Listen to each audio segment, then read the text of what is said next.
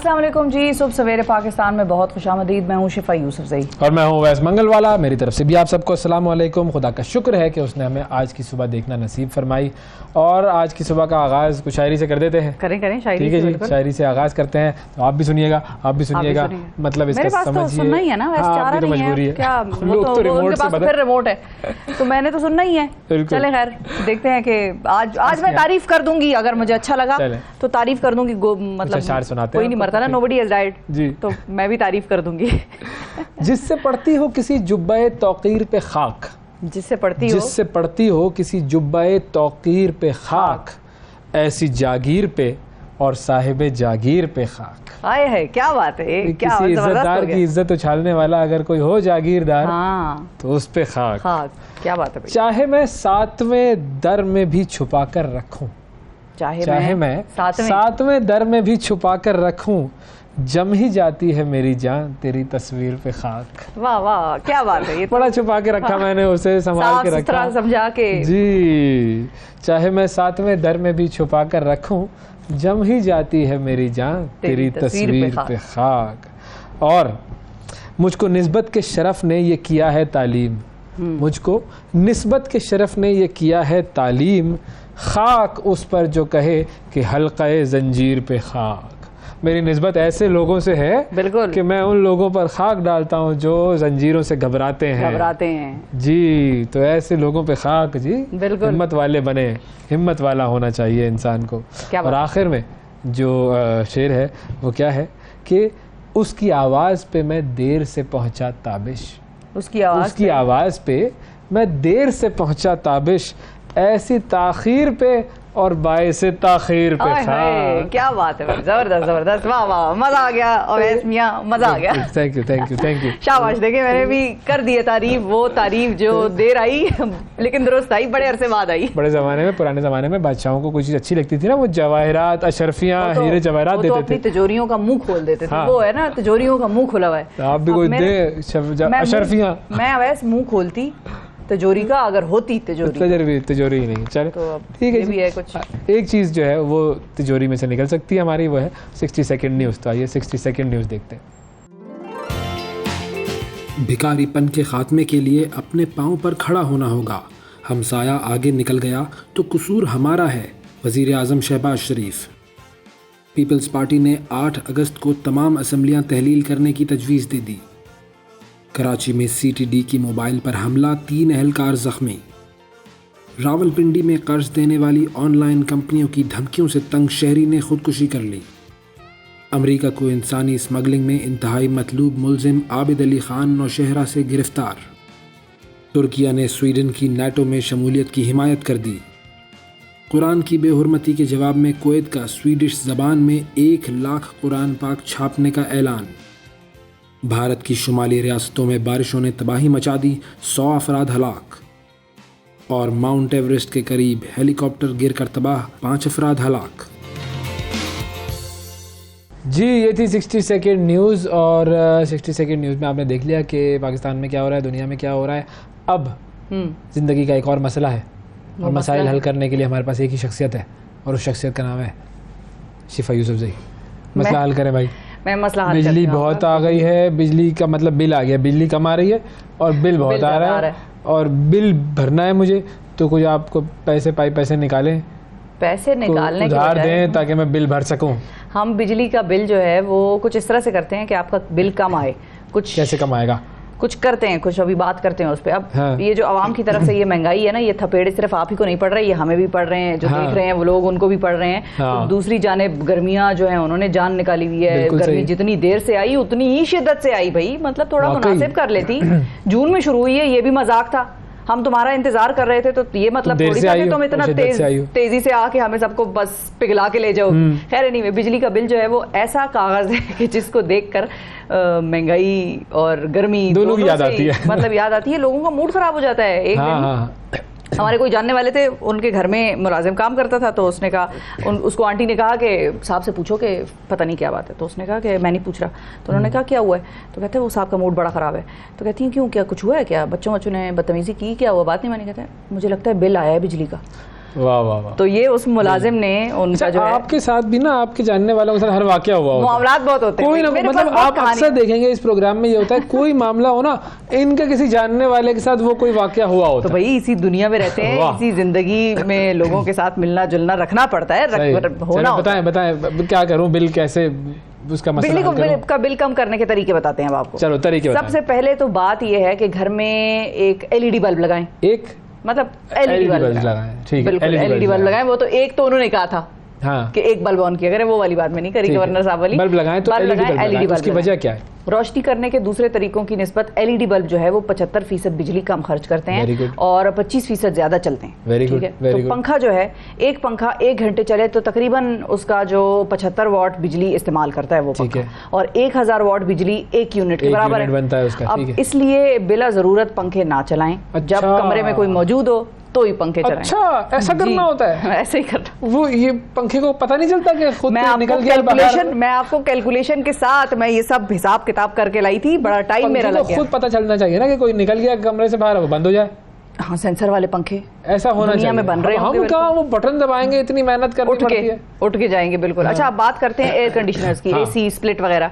तहकीक से ये बात साबित हो चुकी है कि AC का दर्जा हरारत 1 नंबर बढ़ा दिया जाए तो बिजली की 6% बचत हो जाती है। अब इसका मतलब ये है कि 20 के बजाय अगर 26 पर AC आप चलाएंगे तो 6 डिग्री का आपने फर्क दे दिया, बिल्कुल। तो 36% बिजली जो है आपकी कम इस्तेमाल होती है। वैसे भी AC को तकरीबन दर्जा हरारत से 10 दर्जे कम पर चलाया जाए तो बहुत ठंडक हो जाती है, जरूरत से ज्यादा एवरेज है उससे कम 10 दर्जे पे चलाया जाए। तो इसके अलावा AC को अच्छा, इसके अलावा जो है वो AC को मुसलसल नहीं चलाना चाहिए, बल्कि हर 2-4 घंटों बाद 2-3 घंटों के लिए AC को बंद भी कर देना चाहिए। अब ये आपकी जेब पर है कि आप कितने घंटे का स्ट्रेच रख सकते हैं। 3-4 घंटे आप AC चलाना चाहते हैं तो 2-3 घंटे बंद कर दें। अगर आप 6-7 घंटे AC चलाना चाहते हैं तो दरमियान में दोबारा 2-3 घंटे बंद कर दें। कूलिंग उसकी रहती है कमरे में, तो जितनी देर तक कूलिंग बर्दाश्त कर लें वो कर लें आप, ये भी ठीक है। बिल्कुल। हम में से बहुत से ऐसे लोग हैं जो फ्रिज को भी दुरुस्त तरीके से इस्तेमाल नहीं करते। फ्रिज को ऐसी जगह पर रखें कि उसकी मशीनरी जो है वो ज्यादा काम करे और बिजली के बिल में इजाफा का बायस ना बने वो आपका सिलसिला। फ्रिज को दीवार से कम 2 इंच दूर रखें, ठीक है। उसे धूप से बचाएं, गर्म हीटेड जो कमरे हैं, अब जाहिर है किचन में फ्रिज मोस्टली होता है, किचन गर्म है तो फ्रिज के लिए एक पंखा जो है वो लाजमी लगा फ्रिज के साथ अलग से पंखा लगाएं जो फ्रिज को ठंडा। शिफा क्या बातें कर रही हैं? ऐसा होता है वैसे, फ्रिज जो है वो खाना ठंडा करेगा और हम फ्रिज को ठंडा करेंगे पंखा लगा के। वो इसलिए भी होता है, उसकी मैं आपको दूसरी वजह भी बताती हूँ। फ्रिज जो है वो अक्सर उसका कंप्रेसर वगैरह वो काम भी नहीं करते। अगर बहुत शदीद गर्मी हो जाए तो आपको पता चलेगा कि फ्रिज में पानी या चीजें जो है उनके ऊपर हल्का सा कतरे उभर रहे हैं, आपको नजर आएगा।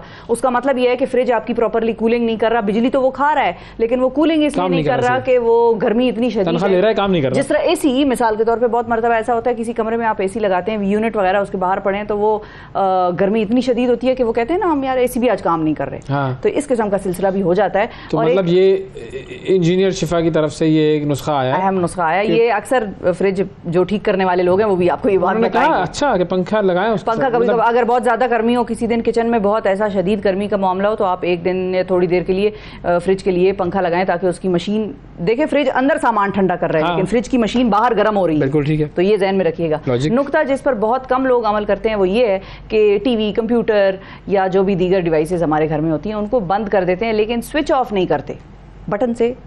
उठने की कौन जहमत करे, स्विच बोर्ड पे जो बटन होता है वो बंद नहीं करते। टीवी को प्लग लगा हुआ है, बटन ऑन, बिल्कुल ऑफ कर दिया हमने। इन डिवाइसेस का स्विच ऑफ ना किया जाए तो ये मुसलसल बिजली खाती रहती हैं। अब आते हैं पीक आवर्स की तरफ। जरा पीक आवर्स की बात हो जाए। इतनी जल्दी क्यों हो गई? आप पीक आवर की तरफ आ जाएंगे, पहले तो मैं अभी स्विच पे ही हूँ। अचानक से आपके घर में जो चीजें होती हैं वो ऑफ होती हैं रिमोट से या स्टैंड बाय मोड पे होती हैं? कुछ ऑफ होती हैं, कुछ स्टैंड बाय होती हैं। ये है टीवी तो कम वक्त हमेशा स्टैंड बाय पर ही होता है। आपने बटन करना पड़ेगा, बंद करना पड़ेगा, कुछ करना पड़ेगा। बंद करें, लेकिन मैं आपको बता दूं बच्चों को बंद करना पड़ेगा कि बेटा आप ही बाहर ना निकले, कमरे में ही बंद हो जाए। लेकिन पीक आवर्स के बारे में बहुत कम लोग, मतलब बहुत सारे लोग ऐसे भी हैं जो नहीं जानते। पीक आवर्स का नाम आपने सुना होगा। शाम 5 या 6 बजे से रात 10 या 11 बजे के दौरान बिजली के नर्ख जो है वो बढ़ जाते हैं। बिल्कुल। तो ऑटोमेटिकली 11 बजे के बाद किसी ने इस्त्री वगैरह करनी है तकरीबन रेट अच्छा खासा बढ़ जाता है, तकरीबन डबल ही हो जाता है। सही है, इस वक्त बहुत एहतियात करने की ज़रूरत है। ये बिल में इजाफे की एक बहुत बड़ी वजह साबित होते हैं। और इसके अलावा जब भी कमरे से जाएं तो बल्ब, पंखे, AC वगैरह सब बंद कर दिया करें। ये छोटी छोटी बचतें जो हैं वो बिल में बड़ी कमी की सूरत में ज़ाहिर होंगी, और अगर ना ज़ाहिर हुई तो आप मुझे फिर भी दुआ दे दीजिएगा।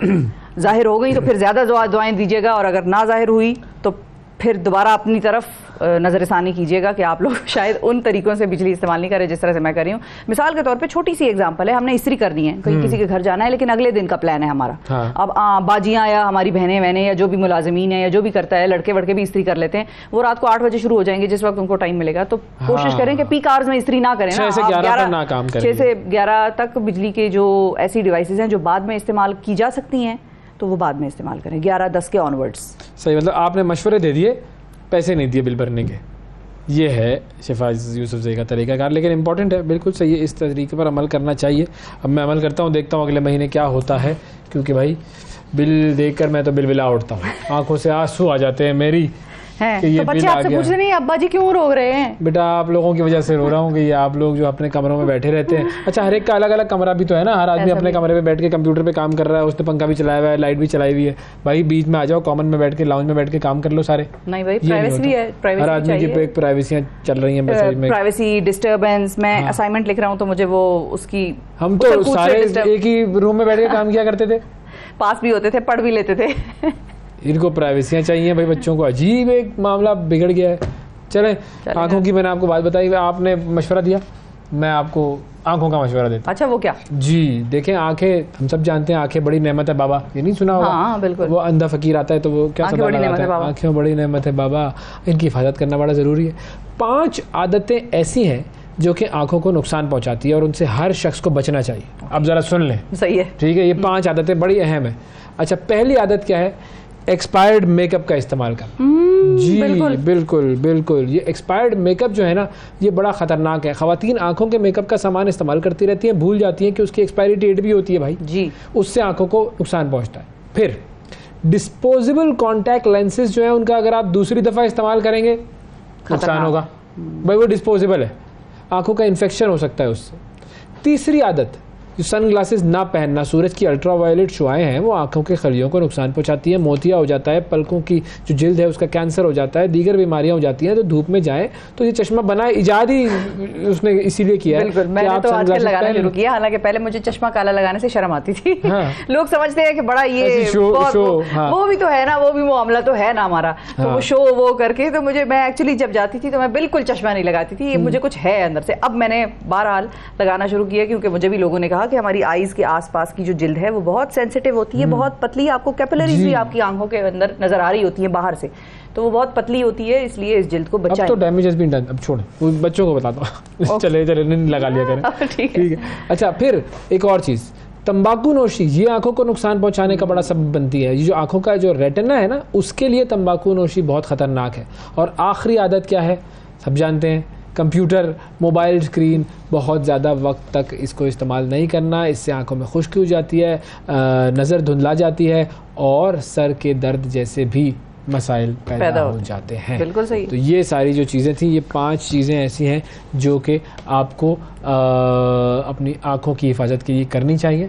मुझे दुआएं देंगे आपको, मैं हम दुआएं देंगे। आंखें खुलेंगी तो लाइट देखेंगे ना आप। हाँ बिल्कुल, ये असल, इसलिए अच्छा आंखें आएंगी तो आंखें खुलेंगी तो बिजली नजर आएगी। जी, फिर बिजली नजर आएगी ना। ठीक है, अब तो खैर आंखें खुली भी अंधेरा ही नजर आता है कभी कभी, अल्लाह माफ करे, जो बिजली के हालात हैं। हाँ ये तो है बिल्कुल। अच्छा, आंखें खोलने के लिए एक और चीज़ है। अच्छा, वो क्या? आंखें खोलने के लिए एक चीज़ इस्तेमाल होती है, वो क्या है? पलकें। नहीं, पलकें बंद होंगी तो आंखें बंद है, पलक खोलेंगे तो आंखें खोलने के लिए कि दिल की आंख खुल जाती है, झंझोड़ना, कोई हादसा। हाँ ये हादसा। अच्छा गुड, ये पता है शिफा, you have the intelligence in you. देखिए, वो जो खानदान के दोस्त है आपके किस्से में सुनाती हूँ ना, मैं जिंदगी के तजर्बात आपसे शेयर करती हूँ। मैं भी एक, मेरे अंदर भी एक अदीब और वो उस किस्म का एक मुफक्किर है। किताब पर आ जाता हूँ मैं, आंखें खोलने के लिए किताब बर्दाश्त ना हुआ ये। अभी अदीब, मुफक्किर, मुदब्बिर, पता नहीं क्या क्या हमें मिल गए। अच्छा, तो आज की जो किताब है उसका हमने जिक्र करना है, मुख्तलिफ किताबों का हम जिक्र करेंगे, ये हम कर रहे हैं। तो आज की जो किताब है वो है तलाश। किसकी तलाश? ये मैं आपको बताता हूँ, इसके टाइटल पे ये आप देखें, ये क्या लिखा हुआ है? अल्लाह। और हाथ है, जो हाथ है, और दुनिया भी है। जी बिल्कुल। अब ये जो किताब है तलाश, ये लिखी है जी मुमताज़ मुफ्ती साहब ने। अच्छा। मुमताज़ मुफ्ती साहब पाकिस्तान के एक बहुत बहुत बड़े राइटर उन्होंने फ़िक्शन भी लिखा है, नॉन फिक्शन भी लिखा है। अलीपुर का एली उनका बड़ा मशहूर नावल, अलख नगरी उनका बहुत बड़ा मशहूर नावल। फिर ये जो किताब है तलाश, ये वो किताब है जो मुझे ख़ास तौर पर बहुत ज़्यादा पसंद है। और उसकी वजह क्या है, इसका सब्जेक्ट क्या है। देखिए अब ये जो मुमताज़ मुफ्ती साहब है ना, उन्होंने इसमें अपनी कहानी जो कही है कि लिखी। अच्छा। और वो अपनी कहानी उन्होंने किस तरह लिखी है कि मुमताज़ मुफ्ती साहब जो हैं वो शुरू में मज़हब के बारे में बहुत ज़्यादा सवाल उठाने और सोचने वाले कि भाई नहीं ये मुझे बात समझ में नहीं आ रही, क्योंकि बहुत सारे ऐसे लोग होते हैं ना जो फ्रॉइड को पढ़ लिया आपने, या अल्फ्रेड एडलर को आपने पढ़ लिया, या आपने जो है वो दूसरे जो इस तरह के जो ऐसे ऑथर्स होते हैं या फिलोसोफर्स होते हैं उनको आपने पढ़ लिया जो मज़हब को अपनी ज़िंदगी से निकाल देने की बातें कर रहे होते हैं। तो आप उनको पढ़ते हैं, तरफ का कुछ हल्का फुल्का रुझान हो जाता है उनमें। तो जब इन लोगों की वेव चली थी तो बहुत सारे ऐसे लोग थे कि जो कि उनसे मुतासिर हुए और उन्होंने मज़हब को रख दिया साइड पर। सही है। तो मुमताज़ मुफ्ती साहब जो है वो भी शुरू में इनसे इंस्पायर्ड थे, उसके बाद वो दोबारा मज़हब की तरफ आए। तो वो जो तलाश थी उस तलाश की कहानी है। और हर इंसान, हर जवान नौजवान को ये किताब पढ़नी चाहिए जो मज़हब के बारे में थोड़ा सा भी सोचता है और सवालात करता है, उसे ये किताब ज़रूर पढ़नी चाहिए। आपको लगेगा ये आपके बारे में, आपको लगेगा कि ये तो मेरे सवाल है जिनका जवाब मुझे नहीं मिल रहा। और इस किताब में उन अपने सवालों के जवाब भी उन्होंने दिए हैं। जो सवाल मैं पूछता था, उठाता था, उसका मुझे ये जवाब मिला। बिल्कुल, सवाल भी है, जवाब भी है। और वो तलाश जो है वो एक कामयाब तलाश है। जो इंसान खुदा से दूर हो रहा होता है फिर वो खुदा की तलाश में निकलता है और फिर उसे खुदा मिलता है। बिल्कुल मिलता है। आंखें खोलने की बात, मुख्तलिफ तरीकों से आपको वो एहसास दिलाता है अपने होने का। आप बिल्कुल दुनिया में अकेले भी होंगे ना, आपको लगेगा कि अब तो गई तबाह बर्बाद हो गए सब, और अब तो बिल्कुल अकेली तन्हाई रह गई है, कोई साथ नहीं है, अपना भी नहीं साथ। तो आपको वही एक जो अल्लाह है, कोई तो है जो निज़ाम हस्ती चला नजर आ जाएगा फौरन। एक जुमला सुने, बाब नंबर 1 शुरू कहाँ से होती है ये किताब। हाँ। कितना बड़ा अलमिया है कि मैं 88 साल का हो गया हूँ लेकिन आज तक मेरी समझ में नहीं आया कि मुसलमान का मतलब क्या है। मैंने उलमाए दीन से पूछा है, इस्लामी किताबें पढ़ी हैं लेकिन बेकार। आलिम बात को और भी उलझा देते हैं, फ़लसफ़े किताबें जो हैं वो फ़लसफ़े छाँटती हैं। नहीं, मैं गैर मुस्लिम नहीं हूँ, अल्लाह के फ़ज़ल से मुसलमान हूँ। मैंने मुसलमान घराने में परवरिश पाई है, 45 साल से उस मुल्क का शहरी हूँ जो कि आइन के मुताबिक इस्लामी जमहूरिया है। इसके बावजूद मैं आज तक समझ नहीं पाया कि मुसलमान का मतलब क्या है। और यकीन कीजिए कि मैं एक पढ़ा लिखा फ़र्द हूँ, कई एक ममालिक के मुसलमान देखे हैं, उनसे मिला हूँ, इस्लाम पर उनके लेक्चर सुने हैं, लेकिन उसके बावजूद मुझे समझ नहीं आया कि मुसलमान का मतलब क्या है। ये किताब आपको वो मतलब बताएगी, वो मतलब समझाएगी। चलो भाई, बड़ी मज़ेदार किताब है, ये आप रखें, तो पढ़नी चाहिए भाई, पढ़िएगा फौरन से पहले। ठीक है जी, नौजवानों के लिए पढ़ लीजिएगा। ठीक है।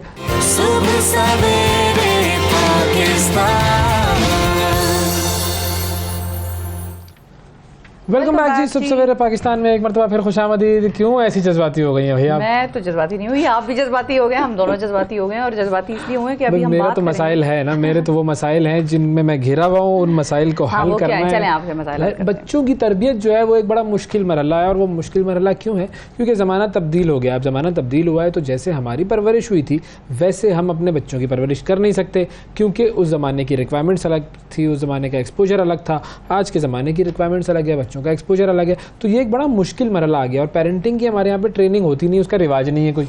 हम पेरेंट बन जाते हैं, फिर उसके बाद सोचते हैं अच्छा ये गाड़ी ले ली, अब चलाना कैसे आओ भाई अब ड्राइविंग सीख लेते हैं। जी, अब ड्राइविंग सीखते हैं। और फिर जब आप किसी नई खरीदी हुई गाड़ी पे ड्राइविंग सीखते हैं तो आप जानते हैं कि गाड़ी का क्या हाल होता है। तो ये मसला है जो कि हमने आज सॉल्व करना है। इरम बिनत सफ़िया हमारे साथ मौजूद हैं जो कि पेरेंटिंग की एक्सपर्ट हैं, अमेरिका में मुकीम होती हैं। ये इन्होंने किताब भी लिखी है इसी हवाले से और पेरेंटिंग पर ही लोगों की बड़ी हेल्प भी करती हैं। बिल्कुल। अस्सलाम वालेकुम इरम। वालेकुम अस्सलाम। बहुत शुक्रिया इरम। सबसे पहले तो ये बताएं कि अवैस का जो ये मसला है ना, आए पहले तो इसको सुलझाएं कि ज़माना पेरेंटिंग का जो तरीक़ाकार है वो हर ज़माने में अलग अलग रहा है। अब वालिदैन जिस तरह तरबियत करते हैं वो पहले के ज़माने में नहीं होती थी, और पहले के ज़माने में जिस तरह तरबियत होती थी वैसी अब कर नहीं सकते। तो ये फ़र्क किस तरह आया? हाँ, ये फ़र्क इसलिए आया है क्योंकि अब हमारा जो टाइम है वो कहीं और इस्तेमाल हो रहा है। That's the number one challenge. Nobody has time. The parents समेत the child, nobody has time for each other. So connection lose हो गया। जब connection lose हो गया तो communication lose हो गई। जब communication lose हो गई तो empathy lose हो गई। और जब empathy lose हो गई तो हर कोई जो है वो ये सोच रहा है मुझे तो कोई सुन ही नहीं रहा, मुझे तो कोई समझ ही नहीं रहा। And that is where the problem is. But again, parent being the leader, parent being the one who is going to raise their children और जो उनको direct करेंगे, they have to come out of that victim mindset कि हम मिस्कीन गरीब, हम भी बहुत परेशान हैं. Because listen, at the end of the day, Allah subhanahu wa ta'ala की अमानत है हमारे पास, हमारे बच्चे. And if we are not going to, यानी कि अपने आप को हम दोबारा से उस तरफ मोल्ड नहीं करेंगे जहाँ पे हम अपना टाइम अपने बच्चों को दें, और हेल्दी टाइम, ये नहीं कि मतलब चूंकि मैं यहाँ पे बैठी हूँ तो मैंने तुम्हें टाइम दे दिया. कम्युनिकेशन, कनेक्शन, बच्चों के टेम्परामेंट को समझने वाला टाइम, तो this problem is never going to be solved. सही. अच्छा, अब चले टाइम तो हम दे दें, ठीक है, किसी भी तरीके से हमने अपने आप को इस टाइम देने की तरफ हम ले आए, लेकिन जो हमारे माशरे में तब्दीलियाँ आई हैं, इकोनॉमिक चैलेंजेस बहुत ज़्यादा हैं, सोशल चैलेंजेस बहुत ज़्यादा आ गए हैं, बड़ी तब्दीलियाँ आ रही हैं, बिल्कुल डिफरेंट पिछले वक्त. उनका मुकाबला हम किस तरह करेंगे? पर बेस तो नहीं बदली, ह्यूमननेस तो नहीं चेंज हुई. जब कोविड आया तो सब कुछ ठप हो गया, तो क्या हमने ख़त्म होगी दुनिया? Everybody went back. और उस वक्त मुझे लगता है, एंड मेरा काम जो था उस वक्त ज़्यादा बढ़ा, उसकी वजह यह है कि पीपल एक्चुअली रियलाइज़ कि हम ये जो भाग रहे हैं और हम अपने बच्चों को प्रोवाइड करने के पीछे भाग रहे हैं, वी डोंट इवन नो हमारे बच्चे क्या हैं, क्या समझते हैं, क्या नहीं समझते हैं. They started reconnecting back. तो आपकी बात बिल्कुल सही है कि चैलेंजेस ज़्यादा हैं, फिर वो बनाए किसने हैं? वो कौन सोच रहा है कि ये ज़्यादा है, ये हल नहीं हो सकता? ये हमने ख़ुद अपने आप को बताना है कि लिसन, मेरी लॉयल्टी पहले मेरे बच्चों के साथ, मेरी फैमिली के साथ है, मेरा इनके साथ कनेक्शन हो. क्योंकि हम क्या कहते हैं कि सदका जारिया, हमारी औलाद हमारे लिए सदका जारिया है. इन्वेस्टमेंट तो वो है, तो फिर करें हम इन्वेस्टमेंट, ये हमारी ज़रूरत है, हमारी औलाद, ठीक है, हमारी औलाद है. अच्छा, अब एक पेरेंट में कौन कौन सी क्वालिटीज़ होनी चाहिए? मैं वैसे एक शेमलेस प्लग डालूंगी यहाँ पे. प्लीज़ खुदा के लिए इस किताब को ख़रीद लें. स्वेयर आपको कुछ और करने की ज़रूरत नहीं है, ये पढ़ लें अच्छी तरीके से. I think you're set. Like कुछ चीज़ें बहुत अच्छे से समझ आ जाएंगे, it will become easier. Right? Why? Because आपने कहा कि एक अच्छा पेरेंट कौन है? मतलब क्या उस पेरेंट को गुस्सा नहीं आएगा? क्या वो पेरेंट चीखेगा चिल्लाएगा नहीं? क्या वो पेरेंट जो है वो थोड़ा सा अपने बच्चों से, जिसको कहते हैं निगलेक्ट, जानबूझ के तो नहीं, लेकिन अपने काम के सिलसिले में, जैसे आपने कहा, there are professional pressures and nobody is denying that. एक अच्छा पेरेंट एक अच्छा इंसान होना चाहिए. अल्लाह सुब्हानहू व तआला अर्रहमान है, अर्रहीम है, और अल्लाह सुब्हानहू व तआला ने औरत के जो वूम को रहम का नाम दिया है, यानी कि रहमत, सॉफ्टनेस, हिल्म. एक अच्छा इंसान हलीम होता है, अल्लाह की एक क्वालिटी है, वो हम अपनाएं. राइट? जब वो हम अपनाएं और हुजूर सल्लल्लाहु अलैहि वसल्लम की सीरत को देखें, तो he was the most empathetic person, compassion. And I talk about this in my book. मैं कहती हूँ कि यार अपने आप को माफ़ करना सीखो. हमसे गलतियाँ होंगी एंड दैट इज़ ओके, लेकिन फिर उसको पकड़ लेना और फिर उसको उस फियर बेस्ड पेरेंटिंग माइंडसेट को अपना लेना कि चूँकि हम नहीं चाहते कि हमारे बच्चे सफ़र करें, and you know you just go overboard like that. So एक अच्छा पेरेंट वो है जो अपने साथ शफीक है, जो अपने साथ नरम है. जब वो अपने साथ नरम है तो उसको किसी और को एम्पैथी और कंपैशन देने में कोई प्रॉब्लम नहीं है. फिर वो ये मेंटालिटी नहीं होगी, मेरे साथ तो किसी ने नहीं किया था, मैं क्यों इसको कंपैशन दूँ. फिर वो ये मेंटालिटी थी, अगर मेरे साथ किसी ने नहीं किया तो अल्हम्दुलिल्लाह मुझे अल्लाह ने विजडम दिया है, मैं आगे I can carry on the सुन्नह ऑफ प्रॉफेट सल्लल्लाहु अलैहि वसल्लम. I can be compassionate to myself and to my children specifically and to the people around me. ये है एक अच्छे पेरेंट की क्वालिटी. और जैसे कि अल्लाह सुब्हानहू व तआला ने कहा कि मेरा अब जो है वो बार बार मेरे पास पलटे तो मैं उसको ही तौबा कबूल करता हूँ. तो हाँ, हम पलटे, अपनी पेरेंटिंग में हमसे गलती होगी, लेकिन if we are cognitively available, flexible and building our emotional resilience muscle. ये एक मसल है. ये ऐसा नहीं है कि कोई पैदा हुआ तो उसमें जी ये बहुत ज़्यादा था. हाँ, होते हैं कुछ लोग टेम्परामेंट के बहुत अच्छे होते हैं, लेकिन the thing is it's a continuous practice. The more you practice, the more halim you become. The more halim you become, the more better parent you become. No one taught me this. ये किताब है जी Iram bint Safiya की, No one taught me this. और बहुत सारी चीज़ें वाकई हमें किसी ने नहीं सिखाई है, अब हमें प्रैक्टिकल कर करके सीखना पड़ेगा. तो कुछ प्रैक्टिकल सवालों की तरफ आते हैं इरम. अब मिसाल के तौर पर बच्चा अगर रेबेलियस हो जाए तो उसका क्या हल है, कैसे इस सिचुएशन को पेरेंट्स हैंडल करें? तो उसका ये कि जब मैंने ये कहा कि पेरेंट हलीम हो, तो मैंने ये तो नहीं कहा कि पेरेंट अपनी पावर छोड़ दे, परमिसिव हो जाए. पेरेंट कॉन्फिडेंस रखे, करने का काम पेरेंट ने करना है, तरीके से करना है, सब्र से करना है, patience. That is the cognitive flexibility. Cognitive flexibility पता है क्या है? Cognitive flexibility is equal to सब्र, बिकॉज यू नो दैट अगर आपको एक थॉट आ रही है एंड यू, जो हाईली कॉग्निटिव फ्लेक्सिबल होते हैं वो लोग, ये नहीं कि उनको टेंशन नहीं हो रही है, उनको टेंशन होती है, but they can stop the stimuli and they can change it. They can change it. वो मतलब कि रिएक्ट करने में 5 मिनट ज़्यादा ले लेते हैं. उस पेरेंट को गुस्सा है, उस पेरेंट को पता है, वो PS वाली अगर एग्जांपल लें, बच्चे की स्पोर्ट्स की एग्जांपल लें, स्ट्रेंजर्स की बात लें, आपने अपनी बात करते रहना है repetitively. You have, and that is boundary. People पता क्या समझते हैं, लोग समझते हैं पेरेंट्स स्पेसिफिकली जब ट्रेनिंग नहीं ले रहे होते तो समझते हैं बाउंड्री का मतलब ये है मैंने बच्चे को अपनी एक्सपेक्टेशन बता दी, मैंने बता दिया कि ये पसंद नहीं है, मैंने ये बता दिया कि ये हो नहीं सकता, तो इसके बाद जो है ना बच्चा ये करेगा नहीं. वो ज़रूर करेगा, वो डेफिनेटली करेगा. उसकी एज, उसकी मेंटल मैच्योरिटी या इमेच्योरिटी उसको मजबूर करेगी कि वो आपकी बाउंड्री को पुश करे. बाउंड्री ये नहीं है कि बस वो करेगा नहीं, बाउंड्री ये है कि आप फिर उस बाउंड्री के बाद उसको कहें कि आपसे ये कहा गया था, आपने ये नहीं किया. छोटे बच्चे जो होते हैं वो चीखते चलाते हैं, वो कहते हैं नहीं हमें नहीं पता, हमें नहीं पता. When they're, जब उनका मेल्टडाउन चल रहा होता है तो you need to know if they're between 0 to 7 their emotional brain is way more developed than their logical brain. तो उस वक्त पेरेंट का सब्र ये है, I know, and this is called acknowledgement and this is called validation. और मैं कहती हूँ कि ये दो चीज़ें कोई पेरेंट्स सीख लेना, ना उसे बाउंड्रीज के साथ प्रॉब्लम हो, ना उसे अपने कॉन्फिडेंस में प्रॉब्लम हो, ना वो बच्चे के मेल्टडाउन से डरे. हम डरते हैं, हम उनके मूड स्विंग से डरते हैं, and that is not working for us, and that's why boundary is not working for us. I know that you don't like this. छोटा बच्चा या बड़ा बच्चा, मुझे पता है कि तुम्हें नहीं पसंद आ रही है बात, but I am sorry, this is how it is. ठीक है, छोटे बच्चे होते हैं वो, उनका जो इमोशनल वेव होता है वो जल्दी खत्म हो जाता है. 5 मिनट रोएंगे, 6 मिनट रोएंगे. कोई मेरे पास क्लाइंट्स आते हैं, वो कहते हैं हमारा बच्चा आधा घंटा रोता है. मैंने कहा उसके बाद क्या होता है, काम हो जाता है. मैंने कहा तो आधे घंटे का सफर उसने नहीं क्रिएट करना, आपने क्रिएट करना. ठीक. जो बड़ा बच्चा है वो 2 दिन नाराज होएगा, रहता तो आपकी छत के नीचे ही है ना, पूछा है नाराज. But the boundary is a boundary, right? And you have to just be very open to the idea कि इसने नाराज होना है, इसको समझ नहीं आनी है, इसने पीछे से कोई मतलब कि दरवाजा ढूंढना ही है. ठीक है. तो रिजल्ट ओरिएंटेड बेसिकली हम बात कर रहे हैं इस वक्त. रिजल्ट ओरिएंटेड पेरेंट्स कैसे बनाए जाते हैं, मतलब कहाँ से आ जाते हैं ये रिजल्ट ओरिएंटेड पेरेंट? अच्छा, यहाँ पे ना मैं, चूँकि मैं पेरेंट्स की कोच हूँ तो इसलिए मेरा सवाल होता है, मैं आपसे कहती हूँ, मैं पेरेंट्स से पूछती हूँ अगर वो फेल हो गया तो क्या उसकी ज़िंदगी ख़त्म हो गई या उसके चांसेस ख़त्म हो गया? एम्बैरसमेंट किसको ज़्यादा हुई? उस बच्चे को भी शदीद एम्बैरसमेंट हुई और उस पेरेंट को भी शदीद एम्बैरसमेंट हुई, बट इट विल पास. सबर यही है कि आप इस कॉग्निटिव फ्लेक्सिबिलिटी को अपनाएं कि this shall pass too. Abdul Zaid al Balkhi 1000 years ago, he was a Muslim scholar and a psychotherapist, और उन्होंने एक किताब लिखी थी 1000 years पहले, जो कि फिर मलिक अल-बदरी को मिली टर्किश लाइब्रेरी से, और उन्होंने उसको ट्रांसलेट किया. Malik अल-बदरी passed away just a year ago, and उन्होंने जब उसको ट्रांसलेट किया तो उन्होंने, जो आज वेस्टर्न स्कॉलर्स कहते हैं ना कि हमने CBT यानी कि कॉग्निटिव बिहेवियरल थेरेपी हमने इजाद किया, अल-बल्खी डिड दैट 1000 years ago, और वो बुक है बहुत अच्छी, वो सस्टेनेंस ऑफ द सोल, मैंने उसका जिक्र इसमें किया हुआ है. And what he did was he said this, और ये अगेन कुरान से होता है कि जब आप अपने अच्छे मोमेंट में होते हो ना तो अपना ये माइंडसेट डेवलप करो कि दिस शैल पास टू, ताकि जब आप अपने चैलेंजिंग वक्त में आओ तो आपको ये याद रहे कि this shall pass too. This is called building emotional resilience. Fail होना is embarrassing, but is your child dying more worse than your child just failing? That is the, and I understand, मैं understand करती हूँ. Do I want my children to fail? No. Do I want my children to be okay with being average और with being failed? No.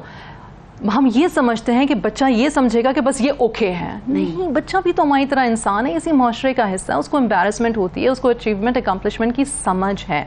हमारा काम ये है कि हम अपने बच्चे को कॉन्फिडेंस दें उनके लोवेस्ट मोमेंट में, ताकि वो अपने हाईएस्ट मोमेंट तक पहुंच सकें. सही. अच्छा, फाइनल क्वेश्चन, वही प्रैक्टिकल क्वेश्चंस की तरफ हम बात कर रहे हैं. कैसे अपने बच्चे से एक बेहतर कनेक्शन बनाया जाए ताकि अगर कभी भी उसको कोई भी प्रॉब्लम हो, कोई इशू हो, तो वो अपने माँ बाप के पास आए, उन्हीं के पास जाए, किसी और के पास ना जाए, उनसे डिस्कस करे? Communication. Communicate. Talk about everything. And you know what? When you talk about everything, talk. अच्छा, मैं एक माँ हूँ और मैं खुद, मुझे पता है कि my fear triggers instantly. Oh my God, उसने ये बात की, कहाँ से सुनी होगी, कहाँ से देखी होगी, मुझे क्यों नहीं पता. And I start thinking all of that, like इसने ये बात आई इसके पास कहाँ से. That's not important. What's important is इसने बात की. यानी कि बचपन से बच्चे को अच्छा, हम बचपन से बच्चों को बताते हैं good touch bad touch, right? तो बच्चों को ये कहना है कि it would never be your fault that somebody gave a bad touch to you. It's not your fault कि तुम्हें लगा कि तुम्हें इससे दोस्ती कर लेनी चाहिए. You wanted friendship, ठीक है, and I will understand. But the minute you realize something is not right, बेटा come to me.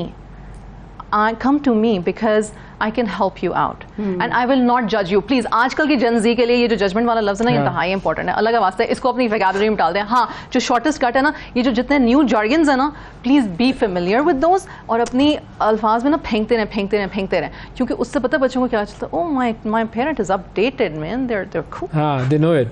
So know the jargon, be confident. मेरी पेरेंट्स से रिक्वेस्ट है, नंबर 1 की बुक खरीदें, number 2 just be confident, you have it in you. अल्हम्दुलिल्लाह. Thank you जी, बहुत शुक्रिया. Iram bint Safiya हमारे साथ मौजूद. और ये no one taught me this, ये बार बार बता रहा हूँ मैं कि बहुत सारी चीज़ें हमें नहीं सिखाई गई हैं पेरेंटिंग के हवाले से, तो ये पढ़ लें और सीख जाएँ. Thank you Iram. नाजरीन, वक्फ़ा लेते हैं, वक्फ़े के बाद दोबारा हाजिर होंगे. हमारे साथ रहिएगा.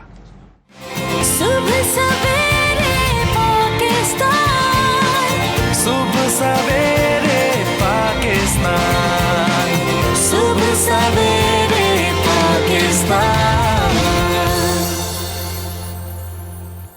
वेलकम बैक जी. रिवायत पसंद इलाकों में ख़वातीन अपने मसाइल सिर्फ ख़वातीन के साथ ही बयान कर सकती हैं और ज़ाहिर है इसी चीज़ को पेश नज़र रखते हुए मानसहरा के DPO जनाब ज़हूर बाबर आफरीदी साहब ने एक बड़ा अहम कदम उठाया है. उन्होंने मानसहरा के थानों में विमेन हेल्प डेस्क कायम कर दिए हैं ताकि ख़वातीन बिला झिझक अपने मसाइल और शिकायत लेडी पुलिस के सामने बयान कर सकें. अब इस इकदाम के मस्बत नताइज भी सामने आ रहे हैं और वो ख़वातीन जो पहले पुलिस स्टेशन जाते हुए झिझकती थीं वो अब खुलकर लेडी पुलिस के सामने अपने मसाइल बयान करने लगी हैं और यूँ माशरे के बड़े हिस्से के मसाइल हल करने का एक रास्ता खुल गया है. मानसहरा में विमेन हेल्प डेस्क के क़याम के बाद ख़वातीन की कितनी तादाद थानों का रुख कर रही है, उनके मसाइल किस तरह हल हो रहे हैं, इस हवाले से हम बात करेंगे. हमारे साथ मानसहरा के DPO जनाब ज़हूर आफरीदी साहब मौजूद हैं. अस्सलाम वालेकुम आफरीदी साहब. वालेकुम अस्सलाम. बहुत शुक्रिया आफरीदी साहब, आपने वक्त निकाला. अब इकदाम तो आप लोगों का बड़ा कमेंडेबल है, लेकिन इसको थोड़ा सा समझने के लिए और लोगों को भी समझाने के लिए ये बताइए कि इसका आगाज़ किस तरह से हुआ और कौन कौन सी चीज़ों को आपका जो ये हेल्प डेस्क है ये कवर करता है. देखें, जिस तरह आपने कहा कि ये मानसहरा बेसिकली एक रूरल डिस्ट्रिक्ट है और इसका and it's the second largest district area wise इन खैबर पख्तूनख्वा. इसका टोटल रकबा 4600 स्क्वायर किलोमीटर है. अक्सर हमें ये शिकायत मिलती थी और ये आप सोशल मीडिया और प्रिंट इलेक्ट्रॉनिक मीडिया के थ्रू भी और जो हमारे सोशल मीडियम्स हैं, ये ख़वातीन जाती हैं तो वो एक तो पहले उनको ये झिझक होती है कि उनको किस तरह सुना जाएगा. फिर नेचुरली हमारी जो सोशल कॉनोटेशन इस तरह की हैं कि जो भी खातून जाती है तो उसके लिए मसले होते हैं. तो इसको मद्देनज़र रखते हुए हमने ये डिसाइड किया कि जो हमारे मेन सर्कल हेडक्वार्टर्स हैं, जिस तरह हमारा सिटी हो गया, शिंक्यारी हो गया, बफा हो गया, बालाकोट हो गया, तो उसमें हम क्यों ना जो हमारे प्रोजेक्ट्स हैं इनमें हम वुमेन डेस्क बनाएं, डेडिकेटेड वुमेन डेस्क. और वुमेन डेस्क भी इस तरह के हों कि हमारी जो लेडी कांस्टेबल्स हैं, हमारी लेडी ऑफिसर्स हैं, पुलिस ऑफिसर, वो उधर 24/7 बैठें और जो ख़वातीन आए वो सीधी उन्हीं वुमेन डेस्क पे जाएं और जो उनके मसाइल हैं जो भी हैं तो वो खुल के बयान करें. क्योंकि अक्सर यही होता है कि वो ना खुल के बयान कर सकती हैं, ना वो एप्लीकेशंस दे सकती हैं. फिर वो नेचुरली वो एक झिझक होती है अगर कोई मुहर्रर के पास जाती हैं या SHOs के पास जाती हैं. तो उस झिझक को ख़त्म करने के लिए और उन फासलों को ख़त्म करने के लिए हमने ये वुमेन डेस्क जो है उसका आगाज़ किया. सही है. और अब इस विमेन डेस्क की क्या सिचुएशन है, कितने लोग, कितनी ख़वातीन आती हैं इन विमेन डेस्क पर, टोटल कितने हैं ये भी बताइएगा कि कितनों का क़याम किया गया है, कितनी लेडी जो पुलिस की एहलकार हैं वो मुकर्रर की गई हैं इस टास्क पे. देखिए, हमारे 4 सर्कल्स हैं, यानी 4 हमारे पुलिसिंग सर्कल्स जिसको कहते हैं. तो हमने उसके जो बड़े पुलिस स्टेशन हैं, 4 पुलिस स्टेशन, वहाँ पे ये women desk, dedicated women desk बनाए हैं और अभी इसको 20-25 दिन हुए हैं. और मैं आपको बताता चलूँ कि more than 150 complainants, women complainants इन वुमेन डेस्क पे गई हैं. और अक्सर यही इश्यूज होते हैं कि घरेलू उनकी नाचाकी के मसले होते हैं, प्रॉपर्टी के इश्यूज होते हैं, कोई और क्रिमिनल मैटर्स होते हैं, तो वो उधर डायरेक्टली जाती हैं और वो उनके कंप्लेंट्स रजिस्टर होते हैं. और हमने एक मैकेनिज्म ये रखा हुआ है, तो उसका डेटाबेस बनाया हुआ है और उसको वीकली SHOs जो हैं, फिर SDPOs, फिर मेरे ऑफिस में वो आते हैं, DPO ऑफिस में, और हम कोशिश करते हैं कि उनके मसाइल डोर स्टेप पे हल हो। फिर हमारा इधर एक डेडिकेटेड यूनिट भी है कि खुदा ना खास्ता अगर कोई सेक्सुअल ऑफेंस से रिलेटेड है या कोई टॉर्चर, फैमिली टॉर्चर वाले इश्यूज हैं, तो हम हमारी टीम डेडिकेटेड एक यहाँ पे है मानसेरा डिस्ट्रिक्ट में, हमने साइकोलॉजिस्ट रखे हुए हैं, वो फिर उधर जाते हैं और उनसे मिलते हैं और उनके मसाइल हल करते हैं। और अगर कोई क्रिमिनल ऑफेंस है तो उसी टाइम उनका जो क्राइम है वो रजिस्टर हो जाता है। तो ये सारे जो मसाइल लेकर आती हैं ख़वातीन, ये FIR से पहले ही हल करने की कोशिश की जाती है या फिर मामला जो है वो FIR तक भी पहुंचता है? देखिए, मैंने इस तरह कहा कि अगर कॉग्निजेबल ऑफेंस है, खुदा ना खास्ता कोई सेक्सुअल ऑफेंस कमिट हुआ है, तो हम कोशिश करते हैं कि फिर प्रॉपर केस रजिस्टर कराएं, क्योंकि अक्सर ये शिकायत मिलती हैं कि ख़वातीन को दबा दिया जाता है, उनके मसले जो हैं वो रजिस्टर नहीं होते हैं, वो थाने से बाहर ही सोशल उन पे इतना प्रेशर आ जाता है। हमारी कोशिश होती है कि नहीं, प्रॉपरली केस जो है वो रजिस्टर हो और जो ऑफेंडर्स हैं उनके खिलाफ कानूनी कार्रवाई हो जाए। सही। अच्छा, अब ये भी मुझे बताइएगा कि जो ख़वातीन अहलकार हैं वो आपने कहा कि 24 घंटे वहाँ पर मौजूद होती हैं ख़वातीन की फैसिलिटेशन के लिए, उनकी कोई ख़ास किस्म की ट्रेनिंग करवाई गई है इस पूरे सिलसिले के लिए? देखिए, हमने कुछ रिफ्रेशर कोर्सेज भी कराए हैं उनके, और वक्तन फ़वक्तन जो उनके लिए मैंने एक SOP बनवाई हुई है, उसके मुताबिक भी हमने उनकी इंटरनल ट्रेनिंग्स की हैं यहाँ पे डिपार्टमेंटल, और कोशिश करते हैं कि एक तो पब्लिक डीलिंग उनकी वैसे ही जब उनकी जो बेसिक ट्रेनिंग होती है पुलिस की उसमें उनको सिखाई जाती है, बट वुमेन रिलेटेड इशू से और जो ख़वातीन रिलेटेड कवानीन हैं, डिफरेंट लेजिस्लेशन जो हुई हैं, उस रिलेटेड भी उनकी वक्तन फ़वक्तन हम ट्रेनिंग कराते हैं। जी, सही है। और यहाँ पर जो जिसको हम पहले बहुत हमने ये बात सुनी है, वन विंडो ऑपरेशन, तो एक तरह से तो ये हेल्प डेस्क आप लोगों का वन विंडो ऑपरेशन हमें समझने में लग रहा है, लेकिन क्या ऐसा ही है कि यहीं पर ख़वातीन आती हैं और उनका काम इन्हीं लेडी कांस्टेबल्स या जो पुलिस ऑफिसर्स हैं इन्हीं के साथ होता है, आगे के जितने मामलात हैं वो फिर खुद डील करती हैं थानों में या जो भी लीगल इशूज़ हैं? देखें, वुमेन डेस्क का बुनियादी मकसद यह है कि एक तो वो झिझक ख़त्म हो, वो डायरेक्टली इन्हीं वुमेन डेस्क के पास जाएं, अपनी जो कंप्लेंट है वो रजिस्टर कराएं, और उससे आगे का प्रोसेस जो है वो जो कंसर्न लेडी कांस्टेबल होती है वो फॉरवर्ड करती है अपने मुहर्रर और SHO और फिर अपना SDPO है उसके पास। उनका केस जब एक दफ़ा रजिस्टर हो जाता है तो इसका हमने प्रॉपर मैकेनिज्म रखा हुआ है कि वुमेन रिलेटेड जितने भी ऑफेंसेस हैं, चाहे वो सेक्सुअल ऑफेंसेस हों, चाहे और क्रिमिनल रिलेटेड ऑफेंसेस, तो उस पे हम उनको प्रायोरिटी देते हैं और हम वीकली अपनी प्रोग्रेस भी देखते हैं, और जो हमारी क्राइम मीटिंग्स होती हैं हम इसको एक सेपरेट एंटिटी कंसिडर करते हैं जो वुमेन रिलेटेड ऑफेंसेस हैं।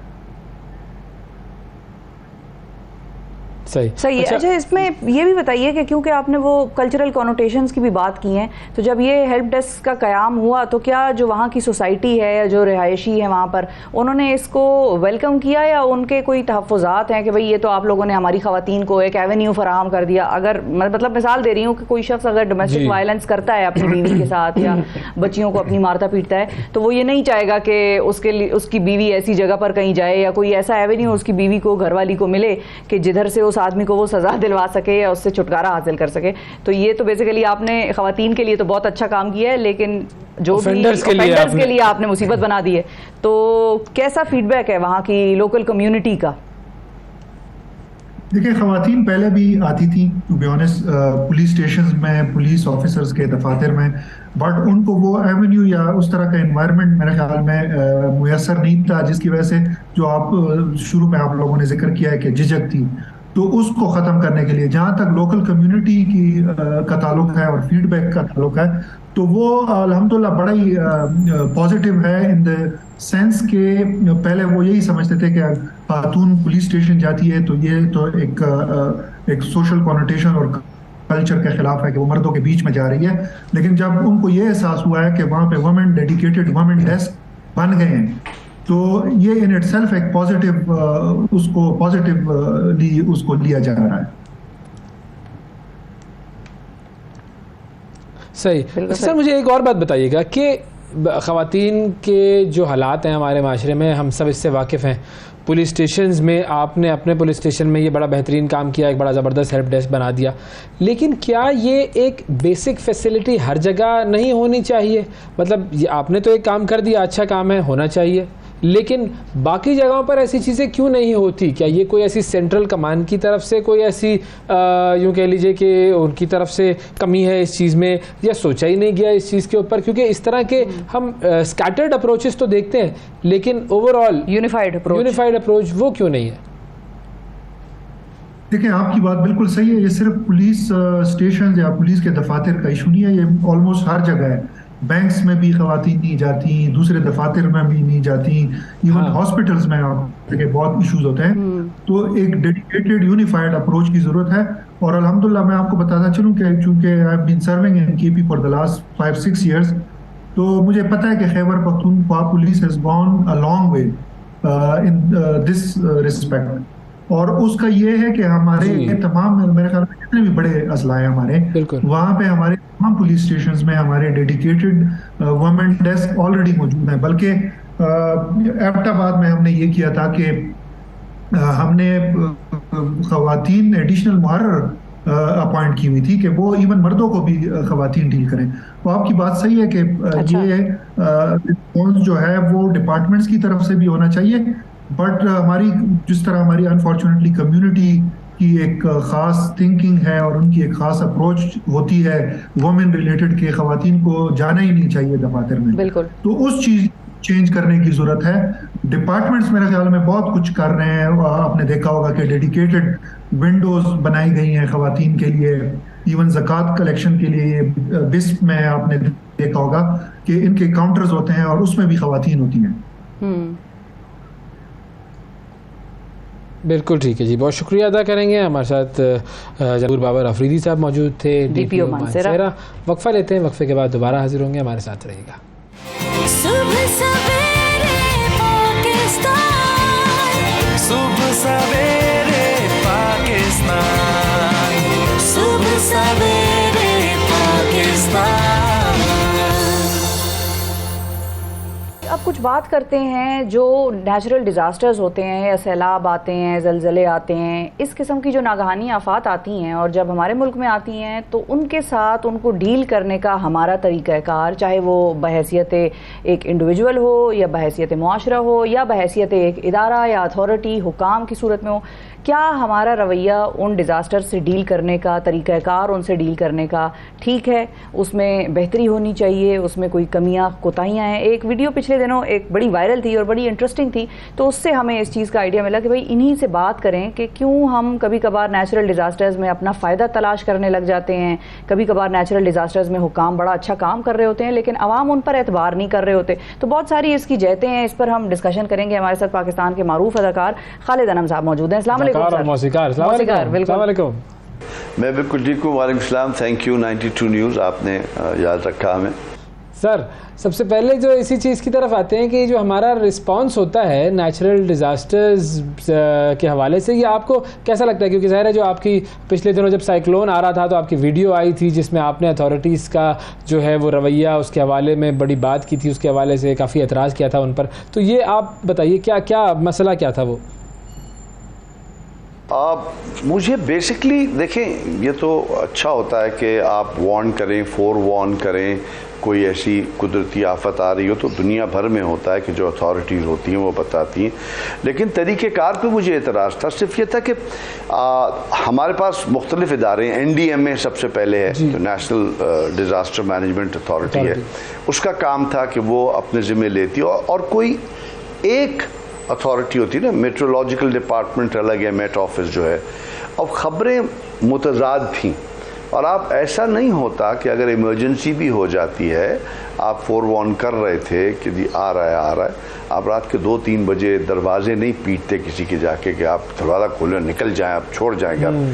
सो उससे, हालांकि उससे एक दिन पहले DHA वालों से मीटिंग रही थी। उनके हर DHA की जहाँ मेरी रिहाइश है वहाँ हमारी एक कमेटी है, उनकी मुलाकात हुई थी और वो DHA ने बहुत अच्छी तरह मुलाकात की थी।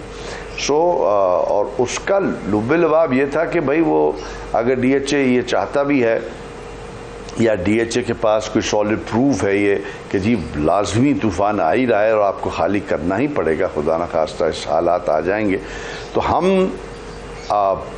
गारंटी करते हैं, यानी DHA गारंटी करता है कि आपके घर में लूट मार नहीं होगी, हम सेव कर लेंगे, हम वहाँ आगे अपने गार्ड्स लगा देंगे। सो ये तो दो तरफा चीज़ होती है ना, हम यूं ही तो नहीं छोड़ के जा सकते थे। बुज़ुर्ग लोग हैं, ख़वातीन हैं, खाली बूढ़ी औरतें हैं, आदमी हैं, अकेले हैं, आप रात को उनका दरवाज़ा पीट रहे हैं। मुझे उस तरीके कार पे एतराज़ था। सही। और अच्छी बात यह है कि इसका नोटिस जैसे आप लोगों ने लिया वो DHA ने भी लिया। उन्होंने मुझे टेलीफोन किया, उन्होंने कहा कि हाँ ये हमसे ज़रा हो गया था, हमारी तरफ से ऐसा नहीं था, क्योंकि अब जितने मुंह उतनी बात होती है ना। नेवी से एक अलग रिपोर्ट आ रही थी, जो कोस्ट गार्ड अलग रिपोर्ट दे रही है, इंटरनेशनल वेदर स्टेशन कुछ और बता रहे हैं, हमारे न्यूज़ चैनल्स कुछ और बता रहे हैं, हमारे सियासतदान कुछ और बता रहे हैं, हमारा मेट ऑफिस कुछ और बता रहा है, NDMA कुछ और बता रहा है। मेरा एतराज़ सिर्फ इतना था कि अथॉरिटी को आप सेंट्रलाइज कर लें, और अंग्रेजी में कहावत है too many cooks spoil the broth. Too many cooks spoil the broth, absolutely, बिल्कुल आपकी बात सही है। अच्छा, अब ये तो बात हो गई अथॉरिटीज़ को किस तरह से डील करना चाहिए। अब अगर थोड़ी सी हम बात करें कि मीडिया को क्लाइमेट चेंज या क्लाइमेट के डिज़ास्टर्स मीडिया किस तरह से हैंडल करता है, आपका क्या ख्याल है कि डू यू फील कि ठीक हैंडल कर लेता है या वहाँ पर भी कुछ बेहतरी की ज़रूरत है? क्योंकि ज़ाहिर है चैनल्स भी बहुत ज़्यादा हैं, जिस तरह आपने कहा कि वहाँ पर टू मैनी कुक्स हैं अथॉरिटीज़ में, तो चैनल्स भी अच्छे खासे हैं, वो आपको लगता है ठीक काम कर रहे हैं? एक्सपोजर एजुकेशन, पंजाबी में एक मिसाल है, ओछा जट कटोरा लब्बा पानी पी पी आप रहा। अब वो चैनल्स तो खुल गए हैं, यानी एक पेंडू जट को एक कटोरा मिल गया तो उसको कोई काम नहीं, बार बार पानी पिए जा रहा है। तो वो जो एक दौड़ लगी हुई है, हम सब जानते हैं, उसमें आके थोड़ा सा ओवरबोर्ड चले जाते हैं। ये सेल्फ सेंसरशिप करनी चाहिए, चेक करना चाहिए कि यार हम ऐसी सुनी सुनाई पे आप हम सब जानते हैं यार, आप भी इसी माशरे में रहते हैं, हम भी इसी माशरे में रहते हैं कि खबर होती नहीं है, खबर बनाई जाती है। तो बस लेकिन ये लर्निंग प्रोसेस है, इससे हम गुजर जाएंगे। अब आप इतनी सी बात करें, वो हिंदुस्तान की एक क्लिप वो मैंने शेयर की थी, वो भी उठा ली, वो आप देखें उन्होंने वो लगाया हुआ है क्रोमा पे, वो खड़ी भी झूम रही है स्टूडियो के अंदर। कम से कम अल्लाह का ये शुक्र है हम उस स्टेज पे नहीं आए। फिर एक और क्रोमा में वो जाली हेलीकॉप्टर में बैठी हुई दौरा कर रही हैं, हम इस स्टेज पे नहीं आए। We are still much better than a lot of countries. हाँ, और बेहतरी की गुंजाइश है। इसीलिए होता है कि एक हमारी वो अर्ली स्टेज है, छड़ी आप मुझे दे दें, मैं ऐसे ही घुमाता रहूँगा, उसको घुमाता रहूँगा, उस घुमाने में लग जाए।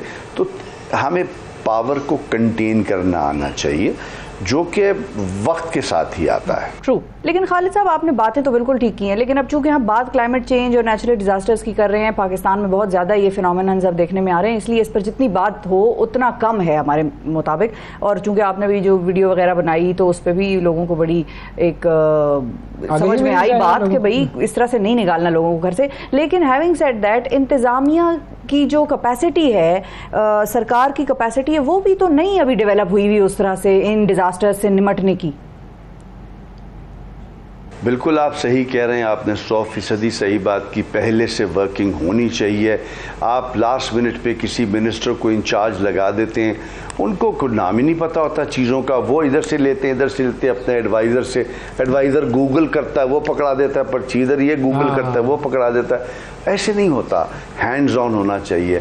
जो आप इमरजेंसी में आप कमिटीज़ बना देते हैं, आपने हमारी बड़ी मोहतरम शेरी रहमान साहिबा को आपने मिनिस्टर बनाया हुआ एनवायरनमेंट का, आई डोंट थिंक सो उनको कुछ पता है, उनकी क्वालिफिकेशन नहीं है एनवायरनमेंट के ऊपर। सो जब आप किसी ऐसे शख्स को जो उस चीज़ के लिए क्वालिफाइड नहीं है आप वो काम देते हैं, तो जाहिर सी बात है वो उन्होंने अपनी तरफ से कोशिश की होगी। और एक शख्स जो नहीं जानता अब मिसाल के तौर पे मैं यहाँ बैठा हूँ, आप मुझे रिकॉर्ड कर रहे हैं लाइव, मुझे अगर नहीं आता कि यार कैसे होगा तो मैं या तो कैमरामैन से पूछूंगा या आपसे पूछूंगा और मैं मीनोइन दोहरा दूंगा, वो चाहे वो सही हो चाहे गलत हो। तो थोड़े से जो मिनिस्टर्स को पोर्टफोलियो दिए जाते हैं ना, उनको उन्हीं की फील्ड के देने चाहिए। अगर नहीं है तो इसीलिए वो जो एक हमारे मुल्क में हर दूसरे तीसरे साल शोर होता है टेक्नोक्रेट गवर्नमेंट का, टेक्नोक्रेट गवर्नमेंट, तो वो जो है ना, वो टेक्नोक्रेट जो है उसका लाना ज़रूरी है। अभी जिसका काम नहीं है तो उससे आप कराएंगे तो ऐसे ही right man for the right job होना चाहिए, प्रोफेशनल जो उस फील्ड का वो होना चाहिए। अब इसमें दो डिबेट आ जाती है ना। अब शरीफ साहिबा को तो खैर दुनिया भर में बड़ी पजीराई हो रही है, उनकी बड़ी लिस्टों में उनका नाम आ रहा है कि क्लाइमेट चेंज के लिए काफ़ी, लेकिन एज ए प्रोफेशनल उनकी स्टडी या उनका जो फील्ड है, डोमेन है, वो नहीं है। तो ये बात आपकी दुरुस्त है। अच्छा, अब हमारे यहाँ ये तो चले अथॉरिटीज़ की बात हुई ना, हमारे यहाँ जो अवाम है वो भी तो नहीं सुनते ना इंतजामिया की। बहुत सारी जगहों से खाली करवाना था जगह, वो तूफान देखने चले जाते हैं हमारे यहाँ पे लोग। हमारे यहाँ पे लोग ऐसे हैं कि जिनसे कहें कि घर खाली करो, अगर सही तरीके से भी कहा जाए तो वो कहे नहीं जी हम नहीं कर रहे। बुजुर्ग जो है वो अटक जाते हैं कि नहीं जी हमें तो करना ही नहीं है, तो हम भी ज़रा, हमें भी मरण का शौक भी है ऐसा कुछ है ना मामला। देखिए, अगर तो आपकी बात पे मुझे भरोसा होगा तो मैं यकीनन मान लूँगा। हमारा कोई ऐसा ट्रैक रिकॉर्ड अच्छा रहा नहीं है हुकूमत के मामले में या इदारों के मामले में। हमें आवाम को बारहा उनसे ठोकर मिली है, बारहा आवाम को उनसे डिसअपॉइंटमेंट हुई है, नाउमीदी हुई है। तो वो दूध के जले हुए हैं, वो छाछ भी फूक फूक के पीते हैं। तो ये कॉन्फिडेंस बिल्डिंग मेजर्स जिनको कहा जाता है, CBMs, ये तो हुकूमत का काम है कि वो पैदा करे। अभी हर दूसरे तीसरे साल सच बदल जाता है जिस मुल्क में, हर दूसरे तीसरे साल झूठ बदल जाता है, हर दूसरे तीसरे साल हीरो बदल जाता है, विलन बदल जाता है। तो वहाँ थोड़ी अवाम का कसूर इतना नहीं है, अवाम भी हम ही हैं, वो भी हम ही हैं। सो जैसे हम हैं वैसे वो हैं, जैसे वो हैं वैसे हम। आदमी तो हम we are all the same, हम एक ही थाली के चट्टे बट्टे हैं। हम उतने ही आलिम हैं जितने वो हैं, हम उतने ही जाहिल हैं जितने वो हैं। So we are the same. So उसमें यह है कि हम जब परफेक्शन पे जाएंगे, हम काबिल लोगों को बिठाएंगे, हम कॉन्फिडेंस बिल्ड करेंगे। अगर मिसाल के तौर पे अब आपने अपना यहाँ यूनिट भेजा हुआ है, अगर आपको इन पे भरोसा ना होता आप थोड़ी भेजते। दुरुस्त। आपको है ना, आपने कहा नहीं मैंने कारामद आदमी भेजा। मुझे 92 पे भरोसा है कि यार जो मैं कहूँगा वो मीनोइन वैसे ही आएगा, मेरी बात को वो ट्विस्ट नहीं करेंगे। तो इसलिए मैंने कहा कि हाँ बिल्कुल कीजिए, आप बात करें। तो ये तो आप चाहें तो काट कुछ बना लें बात। सो हम और आप और अवाम और हुक्मरान सब एक हैं। तो लर्निंग प्रोसेस है, अच्छा करने की कोशिश करें। जब आप कहते हैं ये सही नहीं है, वो सही नहीं है, ये सही नहीं, तो हम भी सही नहीं है, अवाम भी सही नहीं है, हुक्मरान भी सही नहीं है, क्योंकि एक ही है ना। अब उस पर क्या हम कहें। तो जो लेकिन बेहतरी की गुंजाइश है और हमें बेहतरी की कोशिश करते रहना चाहिए, one step at a time. Overnight कोई चीज़ नहीं होती। ऐसा नहीं होता कि मैं एकदम मैं कहूँ कि हाँ अभी हो जाना चाहिए, ऐसा नहीं होता। उसको प्लान किया जाता है। आप जो प्रोफेशनल्स हैं उससे पूछते हैं। अब आप छोटी सी मिसाल लें ना, आपने कोई महंगी घड़ी ले ली, रोलेक्स है आपके पास, या आपके पास कोई आईफोन आपने लिया, आप उसको आईफोन वाले के पास ही भेजेंगे, आप घड़ी रोलेक्स वाले के पास ही भेजेंगे। लेकिन अवाम को आपने बिल्कुल, औलाद को अपनी ऐसे छोड़ दिया। आपने कभी स्कूल की किताबें पढ़ी हैं उनकी, तो क्या लिखा हुआ है? कभी आपने हिस्ट्री की किताबें पढ़ी है, तारीख की, क्या लिखा है? तो मकसद ये है कि हमें सबको मिल के इसमें रहना पड़ेगा और मिल के एक दूसरे की कोताही पे तनकीद नहीं करनी, एक दूसरे की कोताही की निशानदेही करनी है और पहले अपने अंदर वो कोताही तलाश करें। पहले खुद को मैं ठीक कर लूँगा तो देखा देखी बाकी भी ठीक हो जाएगा। बिल्कुल सही है, सारा कुछ ठीक हो जाएगा। अच्छा, हम क्या बहैसियत कौम इम्यून भी हो गए हैं बहुत सारी चीज़ों के लिए खालिद साहब?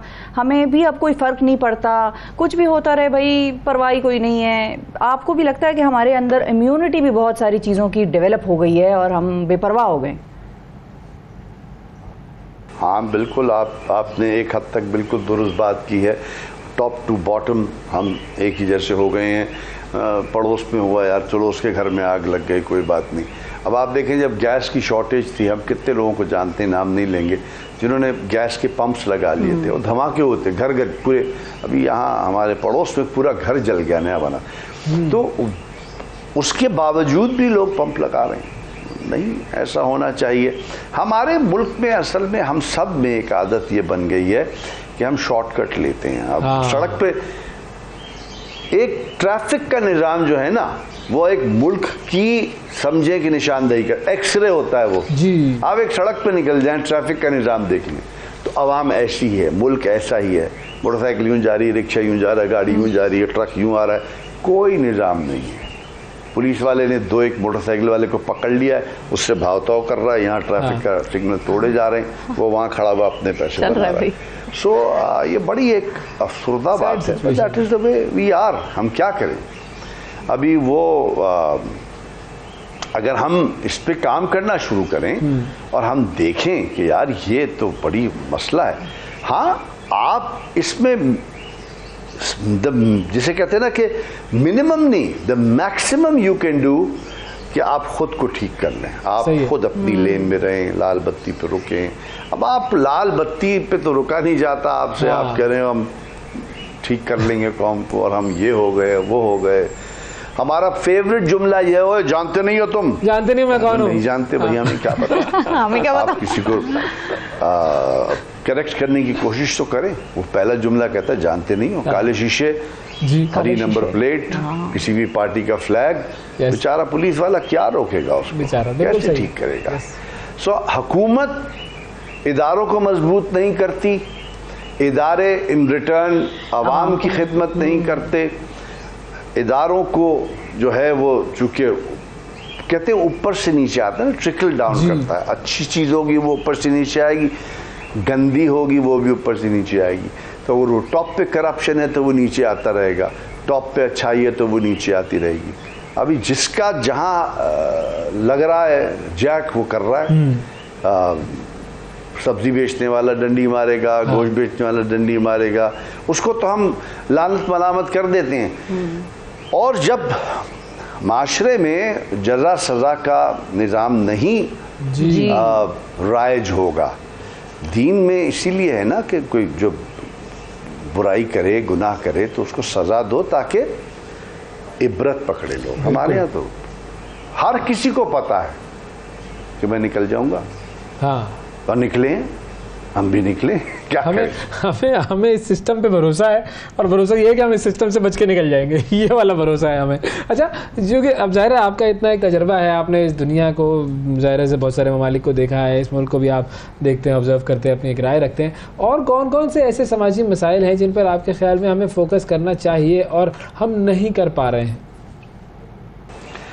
देखिए, सबसे पहले बात यह है कि हर मुल्क में मैं ये समझता हूँ सियासी जमातें होती हैं। सियासत या सियासी जमातों की वजह से, सियासी अशखास की वजह से आपस में रंजिशें पैदा ना करें। और सियासी पार्टी आज ये है, कल वो होगी, परसों वो होगी, तरसों वो होगी, अगले दिन कोई और नहीं आ जाएगी।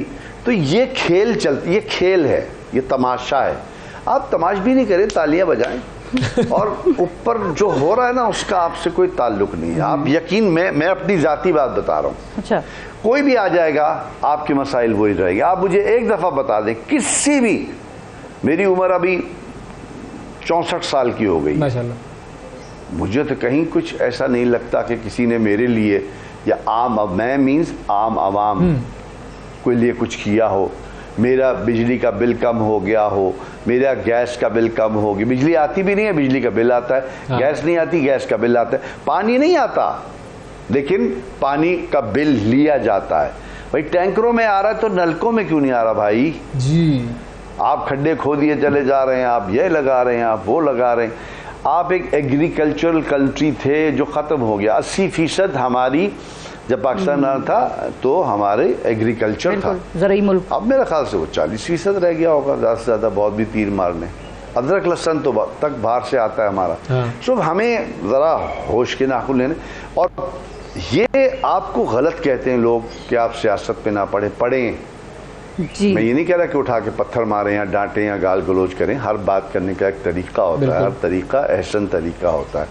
सच की अपनी बड़ी ताकत होती है। तमीज़ से बात करें, निशानदही करें। आप इन्वॉल्व नहीं होंगे ना तो फिर आप जिसे कहते हैं कि आप पे ये लोग आ जाएंगे जो मतलब परस्त लोग हैं, जो आपकी चीज़ों को यूटिलाइज करते हैं। अभी 5% लोग पूरे मुल्क का खाना खा रहे हैं और आवाम भूखी मर रही है, तो ये मसले हैं।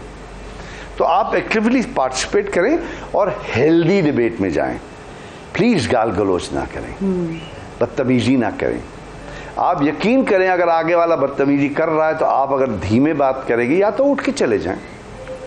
धीमे बात करेंगे तो उसको चाहे एक दिन बाद ख्याल तो ज़रूर आएगा उसको कि यार मैंने तो बड़ी बदतमीजी की। और सियासतदानों की खातिर लड़ाई मत करें, मेरी आपसे बड़ी हाथ जोड़ के वो है। हम सब बहन भाई हैं, हम सब एक मुल्क के रहने वाले। सियासतदान आते जाते कोई बात नहीं कर रहे हैं, उनके लिए लड़ाई झगड़ा मत करें, किसी को गाल गलोच ना करें, कोई भी हो। बिल्कुल सही, वैलिड पॉइंट। अच्छा, कुछ अर्सा पहले अब कुछ ऐसी प्रॉब्लम्स है ना जो हमारी सोसाइटी में खालिद साहब प्रिवेल कर रही हैं बड़े अरसे से, और वो चले जा रही हैं और उनका रोकने का तरीकाकार किसी को समझ में नहीं आ रहा। तो अगर आप हमें गाइड कर सकें और नाजरीन को भी, कि कुछ अरसे पहले एक खबर आई थी रिक्शे वाले ने खुद को आग लगा दी क्योंकि उससे रिश्वत मांगी जा रही थी, बार-बार रिश्वत मांगी जा रही थी। बिल्कुल, तो इन मसाइल का क्या करें? आवाम हम सब कसूरवार हैं, हम सब कसूरवार हैं। रिश्वत लेने वाला भी कसूरवार है, देने वाला भी कसूरवार है। वो क्या करेगा? अगर मैं ये बताऊं कि यही तो मैं कह रहा हूं ना कि आप यहाँ पे इसमें अब फिर वही बात आती है कि बिलो द बेल्ट हो जाता है कि पैसे दे के पोस्टिंगें होती हैं, नौकरियां खरीदी जाती हैं, नौकरियां में रखा जाता है, उनको आगे देना होता है। आगे से आगे तो कभी इजाज़त होगी तो अभी खुल के भी बात कर लेंगे, लेकिन अपनी जान भी प्यारी है सबको। अभी छोटी सी बात है, पुलिस वाले भी खड़े हुए, मैं अभी आ रहा था। अच्छा। तो पुलिस है, रेंजर्स हैं, अच्छी बात है, सिक्योरिटी, और फकीर भी खड़े हुए हैं जी। और वही फकीर है, वो उसी राउंड अबाउट पे मैं पिछले 5-10 साल से देख रहा हूँ। तो वही वो क्यों खड़े हुए हैं? क्या हमारे यहाँ भीख मांगना लीगल है? क्या भिखारियों का कोई लाइसेंस है? क्या हुकूमत उनको लाइसेंस इशू करती है और ये इलाका उनका कि भाई ये तो रेयर राउंड अबाउट तुम्हारा है, परमिट देती है? ये क्या है? आप जब भीख को लीगलाइज कर देंगे तो जब आपने हाथ फैलाने को लीगलाइज कर दिया। बिल्कुल, और फिर हम पूरी कौम हाथ फैला रही होती है एक दूसरे के आगे, इंटरनेशनल इदारों के आगे, दूसरे मुल्कों के आगे। ये बिल्कुल सही कहा आपने। अच्छा, एक और जुमला बड़ा इस्तेमाल होता है, हमारी कौम बड़ी रेजिलियंट कौम है, हर मसले के बाद हम उठ खड़े होते हैं और मसले से निमटते हैं वगैरह वगैरह। बार बार ये निमटते क्या है, सबर ही करते हैं, खैर। लेकिन वो होता है ना, ये जुमला बार बार कहा जाता है। अच्छा, अब बार बार मसलों में घिरना और उनका सद्दबाब ना करना, उसका कोई सलूशन ना निकालना, कोई हल ना निकालना, अगले मसले को प्रिवेंट ना करना, कुछ ना सीखना, ये रेजिलियंस तो नहीं होती है सर? बिल्कुल रेजिलियंट नहीं है ये बेचारगी है, लाचारगी है, अपाहज हैं।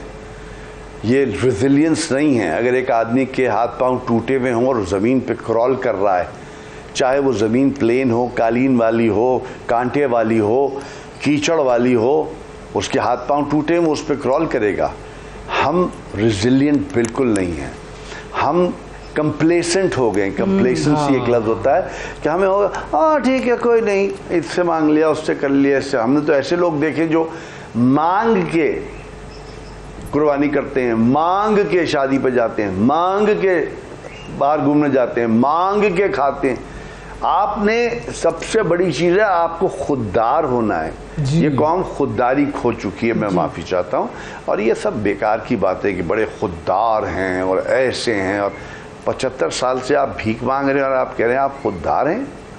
सड़क पे जगह जगह फ़कीर आपको मिलते हैं और आप कहते हैं आप खुददार हैं। आप कभी अमेरिका से मांगते हैं, कभी चाइना से मांगते हैं, कभी आप रूस से मांगते हैं, कभी आप सऊदी अरेबिया से मांगते हैं, कभी यूएई से मांगते हैं, आपका प्राइम मिनिस्टर मांगता है, आपके होते सोते मांगते हैं, आपकी ब्यूरोक्रेसी मांगते हैं। आप कहते हैं आप खुददार हैं? नहीं, आप खुददार नहीं, आप ढीठ हो गए हैं, आप अपाहज हैं। प्लीज़ समझें, मैं भी उसमें मैं आपके साथ हूँ। मैं भी अपाहज हूँ। नहीं है चलो यार हो, चलो ये कर दो, अच्छा चलो ये, हम शॉर्टकट्स ढूंढते हैं, हम परमानेंट सोल्यूशन चाहते नहीं हैं। हम नियर साइटेड जिसे कहते हैं ना, हम बहुत कुंद ज़हन और कम नज़र लोग हैं। हम आज गुजर गया, हाँ ठंडा हो गया कमरा, ठीक है, अरे देखेंगे यार, कल देखेंगे, बाद में शॉर्टकट, कुंडा लगा लो, लाना कर लो, ये कर लो। वो एक हमारे मुलाजमा ने कहा कि वो मैंने कहा भाई हमारे यहाँ पिछले रमज़ान बिजली नहीं आ रही थी, बड़ा मसला। वो नहीं कहा हमारे यहाँ तो आती। मैंने कहा अच्छा यार, बड़ी अच्छी बात है, कैसे? तो वो कह लेंगे वो तराबियाँ भी होती हैं तो हम तो नमाज भी पढ़ते हैं, तो वो भाईजान ने ना वो कुंडा लगा लिया तो उसमें। मैंने कहा तुम्हें पता है कुंडा चोरी है? नहीं, वो तो सबने, मौलवी साहब ने कहा था कुंडा लगा लें खंबे से। तो ये बात है, अब इस पे क्या कहें, इंसान रिजिलियंस नहीं कहते। तो साफ चोरी जब आपका ईमान खत्म होता है तो आप में अच्छे बुरे की तमीज खत्म हो जाती है। आप सिर्फ इस पे टारगेट करते हैं कि मुझे मेरी चीज चाहिए बाय हुक और बाय क्रुक, और वही हो रहा है। Batting in I without even coming home, कि हम आके देख लें यार कुरान को खोलें तो क्या लिखा था वाकई इसमें, या उसने अपनी कोई तशरीह पेश कर दी है। सो मकसद कहने का ये है, तरबियत और तालीम ये दोनों होने चाहिए। तरबियत बगैर तालीम के चल जाएगी, तालीम बगैर तरबियत की नहीं चल सकती। ये बात याद रखिए। सर वैसे उनको कुछ ज्यादा ही सच बोल दिया हमने, अल्लाह खैर करे अब आपकी भी और हमारी भी। लेकिन problems identified, let's come to the solutions. अब इस सिस्टम को बेहतर करने के लिए करें क्या सर? जजा सजा के कॉन्सेप्ट को लागू कर दें। इस वजह से मत छोड़ें कि वो बड़ी गाड़ी में है। सिर्फ मोटरसाइकिल वाले का चालान ना करें, गाड़ी वाले, काले शीशे वाले का भी करें। मिनिस्टरों को ना छोड़ दें, अमीरों को ना छोड़ दें, सेठों को ना छोड़ें। आप सिर्फ गरीबों पर चालान करते हैं, आप सिर्फ गरीबों का गिरेबान पकड़ते हैं, आप सिर्फ गरीबों को थप्पड़ मारते हैं। आप में तो इतना थप्पड़ नहीं है। आप ज़रा कानूनी का जो लागू कानून मौजूद है उस पर अमल कराएं, जिसे कहते हैं ना इन लेटर इन स्पिरिट अमल कराएं। वो अब क्या बात, आजकल ज़माना बड़ा ख़राब है भैया। हम नहीं चाहते कि हमें रात को दरवाजे खटखटाए जाएं, लेकिन ये कि बस देखना पड़ेगा और ख़ुद ही देखना पड़ेगा, कोई बाहर से नहीं आता जी। हम अमीन हासिल कौम अगर ठीक हो सके, हम खुद होंगे तो होंगे। खुद बखुद टूट के गिरती नहीं जंजीर, कभी बदली जाती है बदलती नहीं तकदीर कभी। वाह वाह वाह वाह खालिद साहब, क्या सर पॉइंट पे सर आपने सेगमेंट का इख्तिताम कर दिया सर। क्या बात है, वाह। अल्लाह ताला आपको हिफाजत से रखे, खुश रखे और इसी तरह लोगों की जोड़ने की तौफीक देता रहे, लोगों की जिसको कहते हैं ना सिखाने की, सीख देने की तौफीक देता रहे। एक वक्फे की तरफ हम बढ़ते हैं नाजरीन, वक्फे के बाद आपसे करेंगे दोबारा मुलाकात। Stay with us. सुबह सवेरे पाकिस्तान, सुबह सवेरे पाकिस्तान, सुबह सवेरे पाकिस्तान। वेलकम बैक सुबह सवेरे पाकिस्तान में एक मरतबा फिर खुशामदीद। जब मैं कराची से इस्लामाबाद शिफ्ट हुआ तो एक फ़र्क जो मैंने देखा वो ये था कि आपको यहाँ पर हर तरफ हरियाली नज़र आती है। सांस लेने में ही वो फ़र्क वाज़े हो जाता है। जब आप सांस लेते हैं आपको लगता है आपके अंदर ऑक्सीजन जा रही है। कराची में आप सांस लेते हैं तो आपको लगता है कि भाई वो ट्रैफिक का धुआं जो है वो आपके अंदर जा रहा है फेफड़ों में, तो वो एक अलग माहौल था। फिर दूसरा जो विजुअली अपीलिंग जो कलर है हमारे लिए ग्रीन, वो हर जगह यहाँ पर नज़र आता था। तो ये एक बहुत बड़ा फ़र्क है। अब अगर हम अपने शहरों को हरा भरा बनाना चाहें तो उसके लिए हम क्या कर सकते हैं? हुकूमत ने एक इदारा बनाया हुआ है जिसका नाम है पाकिस्तान हॉर्टिकल्चर अथॉरिटी। अब ये अथॉरिटी क्या काम करती है, कैसे ये हमारे शहरों को सरसब्ज और शादाब बनाने के लिए काम करती है और हम किस तरीके से इस इदारे के साथ कनेक्ट हो सकते हैं, इस पर हम बात करेंगे। पाकिस्तान हॉर्टिकल्चर अथॉरिटी रावलपिंडी के डायरेक्टर जनरल जनाब अहमद हसन राजा साहब हमारे साथ मौजूद हैं। अस्सलाम वालेकुम। वालेकुम अस्सलाम। कैसे हैं सर? ठीक ठाक है? फाइन, आप कैसे हैं? मैं तो समझा आपको हरा वेस्ट कोट पहन कर आएंगे लेकिन नीला पहना हुआ है आपने, मैचिंग की हुई हमसे। थैंक यू सर, बहुत शुक्रिया। ये जो इदारा है इसके बारे में थोड़ा सा बताएं कि बुनियादी तौर पर इसका काम, हमें तो लगता है कि भाई पार्क्स वगैरह मेंटेन कर दिए, लेकिन ज़रा डिटेल में अगर बता सकें। बेसिकली PHA जो है ये पार्क्स एंड हॉर्टिकल्चर अथॉरिटी है, ये गवर्नमेंट ऑफ पंजाब ने पंजाब में मुख्तलिफ बड़े जो डिवीजनल हेडक्वार्टर्स हैं उस पर ये बनाई हुई है। इसका मकसद ये है कि beautification of cities and horticulture work और पार्क्स की मेंटेनेंस, ठीक है, मेन इसका यही काम है जो आप बता रहे हैं। तो इसमें ये बड़ा पहले चूँकि ये metropolitan corporation and MCs local governments इसको देख रही थी, अब इसको पार्क्स एंड हॉर्टिकल्चर अथॉरिटी देख रही है जो स्पेसिफाइड इसी काम को देखती है। तो इससे पंजाब में बड़ी बेहतरी आई है। अच्छा, पहले तो आपने देखा होगा कि हमारे जितने बिग सिटीज़ थे उसमें आपको ग्रे स्ट्रक्चर्स नज़र आ रहे थे और इतना हॉर्टिकल्चर वर्क नहीं था। तो इसमें बड़ा अच्छा गवर्नमेंट का इनिशिएटिव है जिस पे ये काम कर रहे हैं। इसी तरह पिंडी भी कर रही है। पिंडी में मेरे पास 53 पार्क्स हैं, अच्छा, जिनको हम मेंटेन कर रहे हैं, जिसमें पब्लिक पार्क्स हैं, कम्युनिटी पार्क्स हैं, डिफरेंट फैमिली पार्क्स हैं। और उस मेंटेनेंस में क्या क्या काम आता है? उसमें हॉर्टिकल्चर वर्क्स है, उसका सॉफ्ट कंपोनेंट भी है, हार्ड कंपोनेंट भी है। हार्ड कंपोनेंट में आपके ये जितने राइड्स वगैरह आ जाती हैं बच्चों के लिए या बाकी कोई सिटिंग एरियाज हैं वो है। अच्छा, और साथ हॉर्टिकल्चर वर्क होता है हमारा। ठीक है। अब ये जो शहर है हमारे, हमने बनाना है जी इनको सब्ज़ो शादाब, तो एक काम तो आपका होगा जो आप कह रहे हैं कि वो कर रहे हैं, उसके अलावा और क्या क्या इनिशिएटिव्स लेते हैं और लोग किस तरह जुड़ सकते हैं, क्या कर सकते हैं? इसमें बेसिकली हमने अभी जो पिंडी में करने लगे हैं वो हमने ये किया है कि हमने हर घर को एक पौधा लगाने का कहा हुआ है। अच्छा, जिस घर में स्पेस नहीं है उसकी ड्रिलिंग के लिए हम उसको फैसिलिटेट करेंगे, ठीक है, स्पॉन्सर करेगी गवर्नमेंट। और हम लोगों को ये भी ट्रेनिंग्स भी दे रहे हैं, लोगों के साथ जाके मिल भी रहे हैं, उनसे कह रहे हैं कि आप रूफ गार्डनिंग में आ जाएं, आप हॉर्टिकल्चर उसमें आ जाएं जिसके पास स्पेस नहीं है, उसमें हॉरिजेंटल में आ जाएं। हॉरिजेंटल गार्डनिंग भी हो रही है, रूफ गार्डनिंग हो रही है, लोग उस पर आ जाए, वो लोगों को करते हैं। और जितने मीडियंस हैं उनको मेंटेन कर रहे हैं। जहाँ पे हमें PHA को जहाँ पे कोई स्पेस मिलती है वहाँ पे कर देते, ये सही है, ये है। अच्छा, लेकिन ये जो आपने टर्मिनोलॉजी इस्तेमाल की कि भाई वर्टिकल गार्डनिंग या रूफ गार्डनिंग, ये तो बड़ी टेक्निकल चीजें, बड़ा पैसा वैसा खर्च होता है, तो कैसे एक आम आदमी कर सकता है? पैसा नहीं, डिफरेंट आपने हॉर्टिकल्चर में करना है, आपने हॉरिजेंटल में करना है तो आपने जस्ट एक स्टैंड बनाना है, उस स्टैंड के ऊपर आपने प्लांटेशन कर देनी है। आपने देखी होंगी मुख्तलिफ स्टैंड्स पे प्लांटेशन, आपने देखी होगी।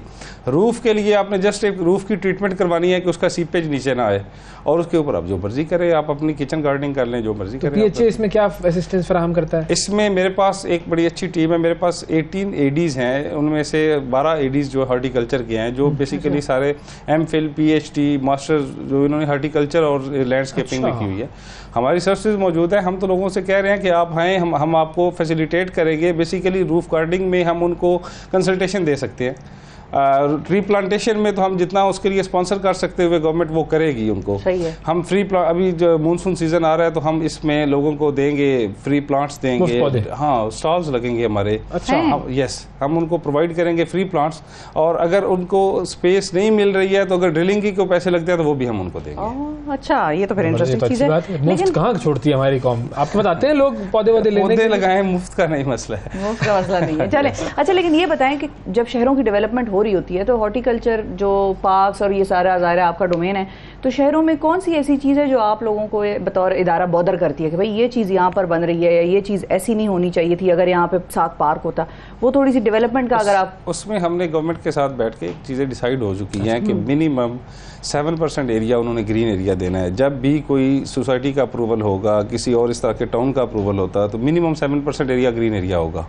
वो हम इंश्योर करवाते हैं, जो हमारी डेवलपमेंट अथॉरिटीज़ हैं इनके साथ बैठ के, कि इससे कम नहीं होगा। ठीक है। और वो डेवलपमेंट अथॉरिटीज़ और डिस्ट्रिक्ट एडमिनिस्ट्रेशन की रिस्पॉन्सिबिलिटी है कि उसको चेक करें कि कहीं उसको उन्होंने वो तो नहीं कर दिया कि चेंज ना कर दें, वो करते हैं हम। और बाकी अभी हमने जो कमिश्नर रावलपिंडी है इसमें तो उन्होंने डायरेक्शन ये भी पास कर दिया कि जितनी नई स्कीम्स होंगी उसकी हॉर्टिकल्चर वर्क भी PHAs देखेंगी, वो खुद से नहीं करेंगे। अच्छा, ओके। जब मैं जब वो उस पर मुफ्त पे अटका हुआ हूँ कि मुफ्त में पौधे मिल रहे हैं, तो ले लेना चाहिए ना, अच्छी बात है। मतलब लोग आते हैं आपके पास क्या? अभी नहीं, अभी इस मतलब वैसे जनरली मैं पूछ रहा हूँ, लोग हमारे पास फ्री के लिए अभी नहीं आ रहे क्योंकि लोगों को पता नहीं है। जब मानसून सीजन स्टार्ट होता है, ट्री प्लांटेशन कैंपेन स्टार्ट होगी तो पूरे शहर में हमारे स्टॉल्स लग जाएंगे, हम लोगों को वहाँ पे फ्री डिस्ट्रीब्यूट करेंगे। ये पहले भी एक्टिविटी हुई होगी ना? ये पहले भी होती रही है। तो उस पर रिस्पॉन्स पब्लिक का कैसा होता है? बड़ा अच्छा होता है। बस सस्टेनेबिलिटी का इशू होता है, लोग ले जाते हैं, आगे उसकी टेक केयर नहीं होती। अगला सवाल मेरा यही था, क्योंकि पौधे को मेंटेन करना, उसका ख्याल रखना, ये बिल्कुल ऐसे ही है कि आपके घर में एक औलाद है या एक पेट है, आपने बड़ा नर्चर करना होता है उसको। उसको, तो वो कितना मुश्किल है? ये है मुश्किल, उसमें आपका सर्वाइवल रेट कम होता है। लेकिन इस वक्त हमने एक और काम किया है कि हमने पिंडी के जितने कॉलेजेस थे उन कॉलेजेस में स्पेस आइडेंटिफाई करके हमने उनको प्लांट्स प्रोवाइड किए। अच्छा। और एक एक प्लांट जो है वो एक एक बच्चे को दिया हुआ है। प्रिंसिपल के ऑफिस में उसका वो लगा हुआ है कि कौन सा प्लांट किस बच्चे का है, वो उसकी मेंटेनेंस, उसका सारा कुछ वो बच्चा डेली आएगा और अपने प्लांट दिलवाएंगे। यस, उसका नाम है, उसके नाम का प्लांट है, उसने उसको करना है बड़ा। सही, वो पहले एक था ना वो यूनिवर्सिटी में डिग्री नहीं मिलेगी जब तक आप। यस, हमने ये पंजाब ये पिंडी की कॉलेजेस में करवा दी है सारा। अच्छा, नंबर होंगे उसके। यस, ओके, सही है। तो बच्चों की अपनी वैसे अंडरस्टैंडिंग होती है जब यंग यूथ आपकी तरफ आता है, यंगस्टर्स आते हैं, तो उसमें उनका कितना अमल दखल होता है इस किस्म की कैंपेन्स में, या कितना वो बढ़ चढ़कर हिस्सा ले रहे होते हैं? बेसिकली कोई भी चीज़ जब आप किसी को ग्रो करते हैं, किसी को ओनरशिप लेते हैं, तो है तो बड़ा मज़े का काम कि मैंने एक प्लांट लगाया, ये बड़ा हो रहा है, आप रोज़ उसको देखते हैं, अच्छा लगता है। और बच्चों को चाहिए भी, बेसिकली स्पेस के इश्यूज़ हैं। सही है। हमारे पास प्लांट्स का कोई इशू नहीं है, और मेरे ख्याल है कि पूरे फॉरेस्ट डिपार्टमेंट को भी कोई इशू नहीं होगा कि प्लांट्स प्रोवाइड करें, बस स्पेस के इश्यूज़ हैं, स्पेस और वाटरिंग उसकी।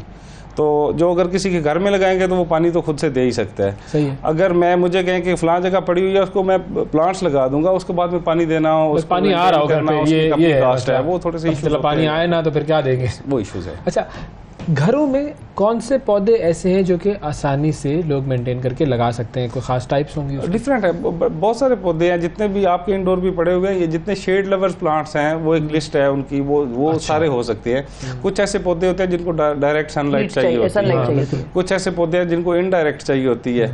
मतलब आपके यहाँ पे अगर ये वाली लाइट है तो ये भी सफिशिएंट होगी, वायलेट लाइट है तो वो ज़्यादा अच्छा ग्रो करेगा। मतलब हमारे वो उसका होता है, वो सारी चीज़ें इंडोर प्लांट्स में, ये मनी प्लांट्स हैं, ये बैम्बूज है, ये दूसरे और भी है, ये स्नेक प्लांट बड़ा वो लोग कहते हैं जी ऑक्सीजन के लिए बड़ा अच्छा है।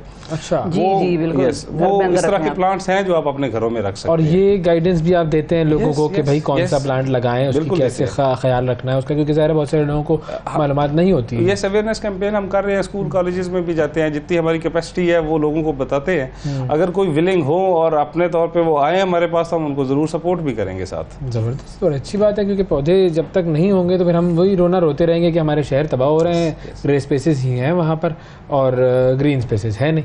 अच्छा, सर्वाइवल रेट कितना होता है कि अगर मिसाल के तौर पर 100 पौधे लगाए जाएंगे तो उसमें से कितने पौधे ऐसे हैं जो कि सर्वाइव कर जाएंगे? वैसे डिपेंड करता है आप कितनी हाइट का पौधा लगा रहे हैं। अगर आप छोटा पौधा लगा रहे हैं तो उसका सर्वाइवल रेट भी कम होगा। अगर आप थोड़ा सा ग्रो किया हुआ पौधा लेके आते हैं, थोड़ा सा एक्सपेंसिव मिलता है नर्सरी से, लोग अवॉइड करते हैं, लोग छोटा लेके आ जाते हैं। छोटे का सर्वाइवल रेट कम होता है, क्योंकि आप उसको जब एक जगह से चेंज करके दूसरी जगह पे लेके आते हैं तो ऑब्वियसली वो डिफरेंट जगह पे आएगा, तो वो उसमें एक दफ़ा उसको एक झटका लगेगा। आपने अगर उसको प्रॉपर केयर कर ली स्टार्ट में तो वो कर जाएगा, ग्रो कर जाएगा। अगर शुरू में आपने उसको वाटरिंग में थोड़ी सी सुस्ती कर दी, या कोई आपने उसको कोई, और दूसरा हम सिर्फ पौधे को पानी देते रहते हैं, लोग तो उसमें बड़ा मिनरल डालते हैं, कोई डालने चाहिए, मिनरल डालने चाहिए। छोटे से गमले में लोगों ने पौधे रखे होते हैं और उसमें बड़ा मिनरल सा पता नहीं क्या कुछ अपना बच्चा पाल रहे हैं तो उसके लिए इतना कर रहे होते हैं, तो पौधे के लिए भी हमें करना चाहिए कुछ। सही है, बिल्कुल ठीक है। पानी के अलावा को मिनरल भी डालते हैं भाई, जबरदस्त खाद जिसको हम आम ज़बान में कहते हैं, बिल्कुल, यूरिया वगैरह जो भी उसकी टेक्निकल चीजें हैं वो आप बताएंगे। उसको तैयार कर लें कि आपके पास जितना ऑर्गेनिक वेस्ट है उसको एक जगह पे थोड़ी सी देर दबा लें, और कुछ अर्से बाद वही खाद है, उसको कंपोस्ट तैयार करके करते हैं। अब ये सारे जो कॉन्सेप्ट्स हैं, ये कॉन्सेप्ट्स अगर हमारे स्कूलों में सिखाए जाएं और प्रैक्टिकल करवाया जाए तो फिर कितना फ़र्क पड़ेगा। हम एक नस्ल ऐसी तैयार कर लेंगे जिनकी मोहब्बत पौधों से होगी, और उस मोहब्बत की ही बुनियाद पर वो आगे भी अपने माशरे में पौधे लगा रहे होंगे। थैंक यू सर, बहुत शुक्रिया राजा साहब। आप जो काम कर रहे हैं बड़ा पॉजिटिव है, और उम्मीद ये है कि इसी तरीके से होता रहे और शहर सरसब्ज और शादाब होते रहे। बहुत शुक्रिया नाज़रीन। वक्फा लेते हैं, वक्फे के बाद दोबारा हाजिर होंगे, हमारे साथ रहिएगा। सुबह सवेरे पाकिस्तान। वेलकम बैक जी, सब सवेरे पाकिस्तान में एक मरतबा फिर खुशामदीद। शिफा, उर्दू शायरी की बात की जाए तो किसी के दिल में दर्द होता है तो वो महबूब के दीदार से जो है वो दर्द दूर हो जाता है, सही हो जाता है। कभी-कभी तो महबूब के दीदार से दर्द और बढ़ जाता है। लेकिन हाँ, ये वो मामलात महबूब के ऊपर डिपेंड करते हैं। लेकिन इस मरतबा एक काम ऐसा हुआ है, मेडिकल साइंस की दुनिया में अगर बात करें तो दिल के मामलात जो हैं वो फिर सर्जन्स दूर करते हैं, और पाकिस्तान में एक ज़बरदस्त किस्म का अनोखा कारनामा हुआ है। ये कारनामा क्या है ये मैं आपको बताता हूँ। मेडिकल की दुनिया में अब सीना चाक किए बगैर दिल का ऑपरेशन मुमकिन हो गया और पाकिस्तान में ये कारनामा हुआ है। पेशावर इंस्टीट्यूट ऑफ कार्डियोलॉजी में ये ऑपरेशन सर अंजाम दिया गया। एक बच्चे के दिल का एक वाल्व जो था उसने काम करना छोड़ दिया था, उसकी वजह से खून की गर्दिश में खलल पैदा हुआ और अगर ओपन हार्ट सर्जरी की जाती तो बच्चे की जान को ख़तरा होता। चुनाचे पाकिस्तान के मारूफ सर्जन है डॉक्टर एजाज़ हुसैन, उन्होंने बच्चे का सीना चाक किए बगैर दिल का जो वाल्व था वो तब्दील कर दिया। तो बस हमारे साथ मौजूद हैं आज प्रोफेसर डॉक्टर एजाज़ हुसैन जो कि हेड ऑफ द डिपार्टमेंट हैं पीडियाट्रिक कार्डियोलॉजी के पेशावर इंस्टीट्यूट ऑफ कार्डियोलॉजी में, और बताएंगे कि भाई इस ऑपरेशन में ये कारनामा कैसे सर अंजाम दिया गया। अस्सलाम वालेकुम डॉक्टर साहब। वालेकुम अस्सलाम रहमतुल्लाह। बहुत शुक्रिया सर। सबसे पहले तो ये बताएं ये ऑपरेशन क्या था और थोड़ी सी डिटेल्स बताएं, इस केस को किस तरह से आप लोगों ने हैंडल किया। बिस्मिल्लाहिर्रहमानिर्रहीम। सबसे पहले तो मैं ये जिक्र कर लूँ कि ये जो ऑपरेशन था ये हमने पाकिस्तान के और जो हमारे बाहर मुल्क ख़ासकर इंग्लैंड के सर शकील कुरैशी साहब हैं और हमारे पेशावर की मुख्तलिफ दिल के बच्चों के डॉक्टरों की जो टीम है हमारे अस्पताल की, हैदराबाद मेडिकल कॉम्प्लेक्स की और इसी तरह लीडिंग हॉस्पिटल के जितने भी डॉक्टर हैं, तो उन्होंने मिल के ये प्रोसीजर किया। और ये इस अस्पताल में पहली दफ़ा हुआ, केपी में बल्कि पहली दफ़ा हुआ। ये बीमारी ऐसी है, आप लोगों ने देखे होंगे जो बच्चे नीले होते हैं तो नीलेपन में उनको दौरे भी पड़ते हैं जब छोटे होते हैं, तो ये मुख्तलिफ ऑपरेशनों से गुजरते हैं। शुरू में जैसे इसी बच्चे का 2006 में एक ऑपरेशन छोटा सा हुआ था रहमान अस्पताल में, और फिर इसका जो दिल, इसके बच्चे के दिल में सुराख था बचपन का और दिल का एक वाल तंग था। तो दो बुनियादी मसले थे, टेट्रोलॉजी ऑफ फेलो कहते हैं हम इसको। तो उसके बाद इसकी सर्जरीज़ मुख्तलिफ होती हैं। तो जो बुनियादी पहली सर्जरी इसकी हुई थी 2008 में हुई थी, सुराख बंद किया गया और जो वाल है, जो दरवाज़ा है दिल में फेफड़ों की तरफ जाता है, जो वाल है वो खोला गया। और लेकिन उसमें थोड़ा सा सुराख रह गया था, तो इस बच्चे की फिर तीसरी सर्जरी इंडिया में हुई थी 2010 में, और वहाँ पे इस सुराख को बंद किया गया और इस वाल को रिपेयर करने की कोशिश की गई। इस बीमारी में यह मसला होता है कि वक्त के साथ साथ जो वाल है या दरवाज़ा है इसको जब जाता है तो फिर ये सही बंद नहीं होता। उस सही ना बंद होने को हम लीक कहते हैं, तो वो लीक करता है। उस लीक की वजह से जो फेफड़ों का खून है वो वापस दिल की तरफ आता है और दिल में सूजन होती है और बाद में दिल का फंक्शन मुतासिर होता है और दिल कमज़ोर होता है। सही। तो सर ये प्रोसीजर जो है ये कितना सेफ़ है, मतलब अगर कंपेयर किया जाए इसको ओपन हार्ट सर्जरी से, और ये कितना रिस्क फ्री होता है ये? तो उसमें बाज़ दफ़ा रिस्क बहुत ज़्यादा होता है। तो लाइक इस पार्टिकुलर बच्चे में जिसकी बेसिकली ये तीसरी ओपन हार्ट थी, उसमें ओपन सर्जरी का रिस्क बहुत ज़्यादा था बनिस्बत जो ट्रांसकैथेटर या वेन के ज़रिए से अंदर से जाके बग़ैर यानी तो जो वाल्व है जो उसको अप्रोच हम वेन के ज़रिए से करते हैं और वहाँ जाके एक वाल्व उसमें डालते हैं जो खुल जाता है वहाँ पे और वहाँ फिक्स हो जाता है। तो वो फिर यानी उसी तरह जैसे अगर हम सर्जरी में करते हैं तो वाल्व का फंक्शन यानी बग़ैर खोले वाल्व वहाँ पे डाला जाता है ताकि ब्लीडिंग और बाकी जो कॉम्प्लिकेशन है वो ना हो। ठीक है। अच्छा डॉक्टर साहब ये भी बताएं कि और कौन सी ऐसी कंडीशंस हैं कि जिसमें हम ओपन हार्ट सर्जरीज को अवॉइड करते हैं और इस किस्म की सर्जरी का फ़ायदा होता है, वो कौन सी मेडिकल कंडीशंस हैं? देखिए दिल के तो काफ़ी सारे बीमारियां हैं बच्चों की जिसमें दिल के सुराख हैं। वो सुराख भी मुख्तलिफ ऐसे होते हैं जिनको हम बग़ैर सर्जरी के डिवाइसेस से बंद कर सकते हैं।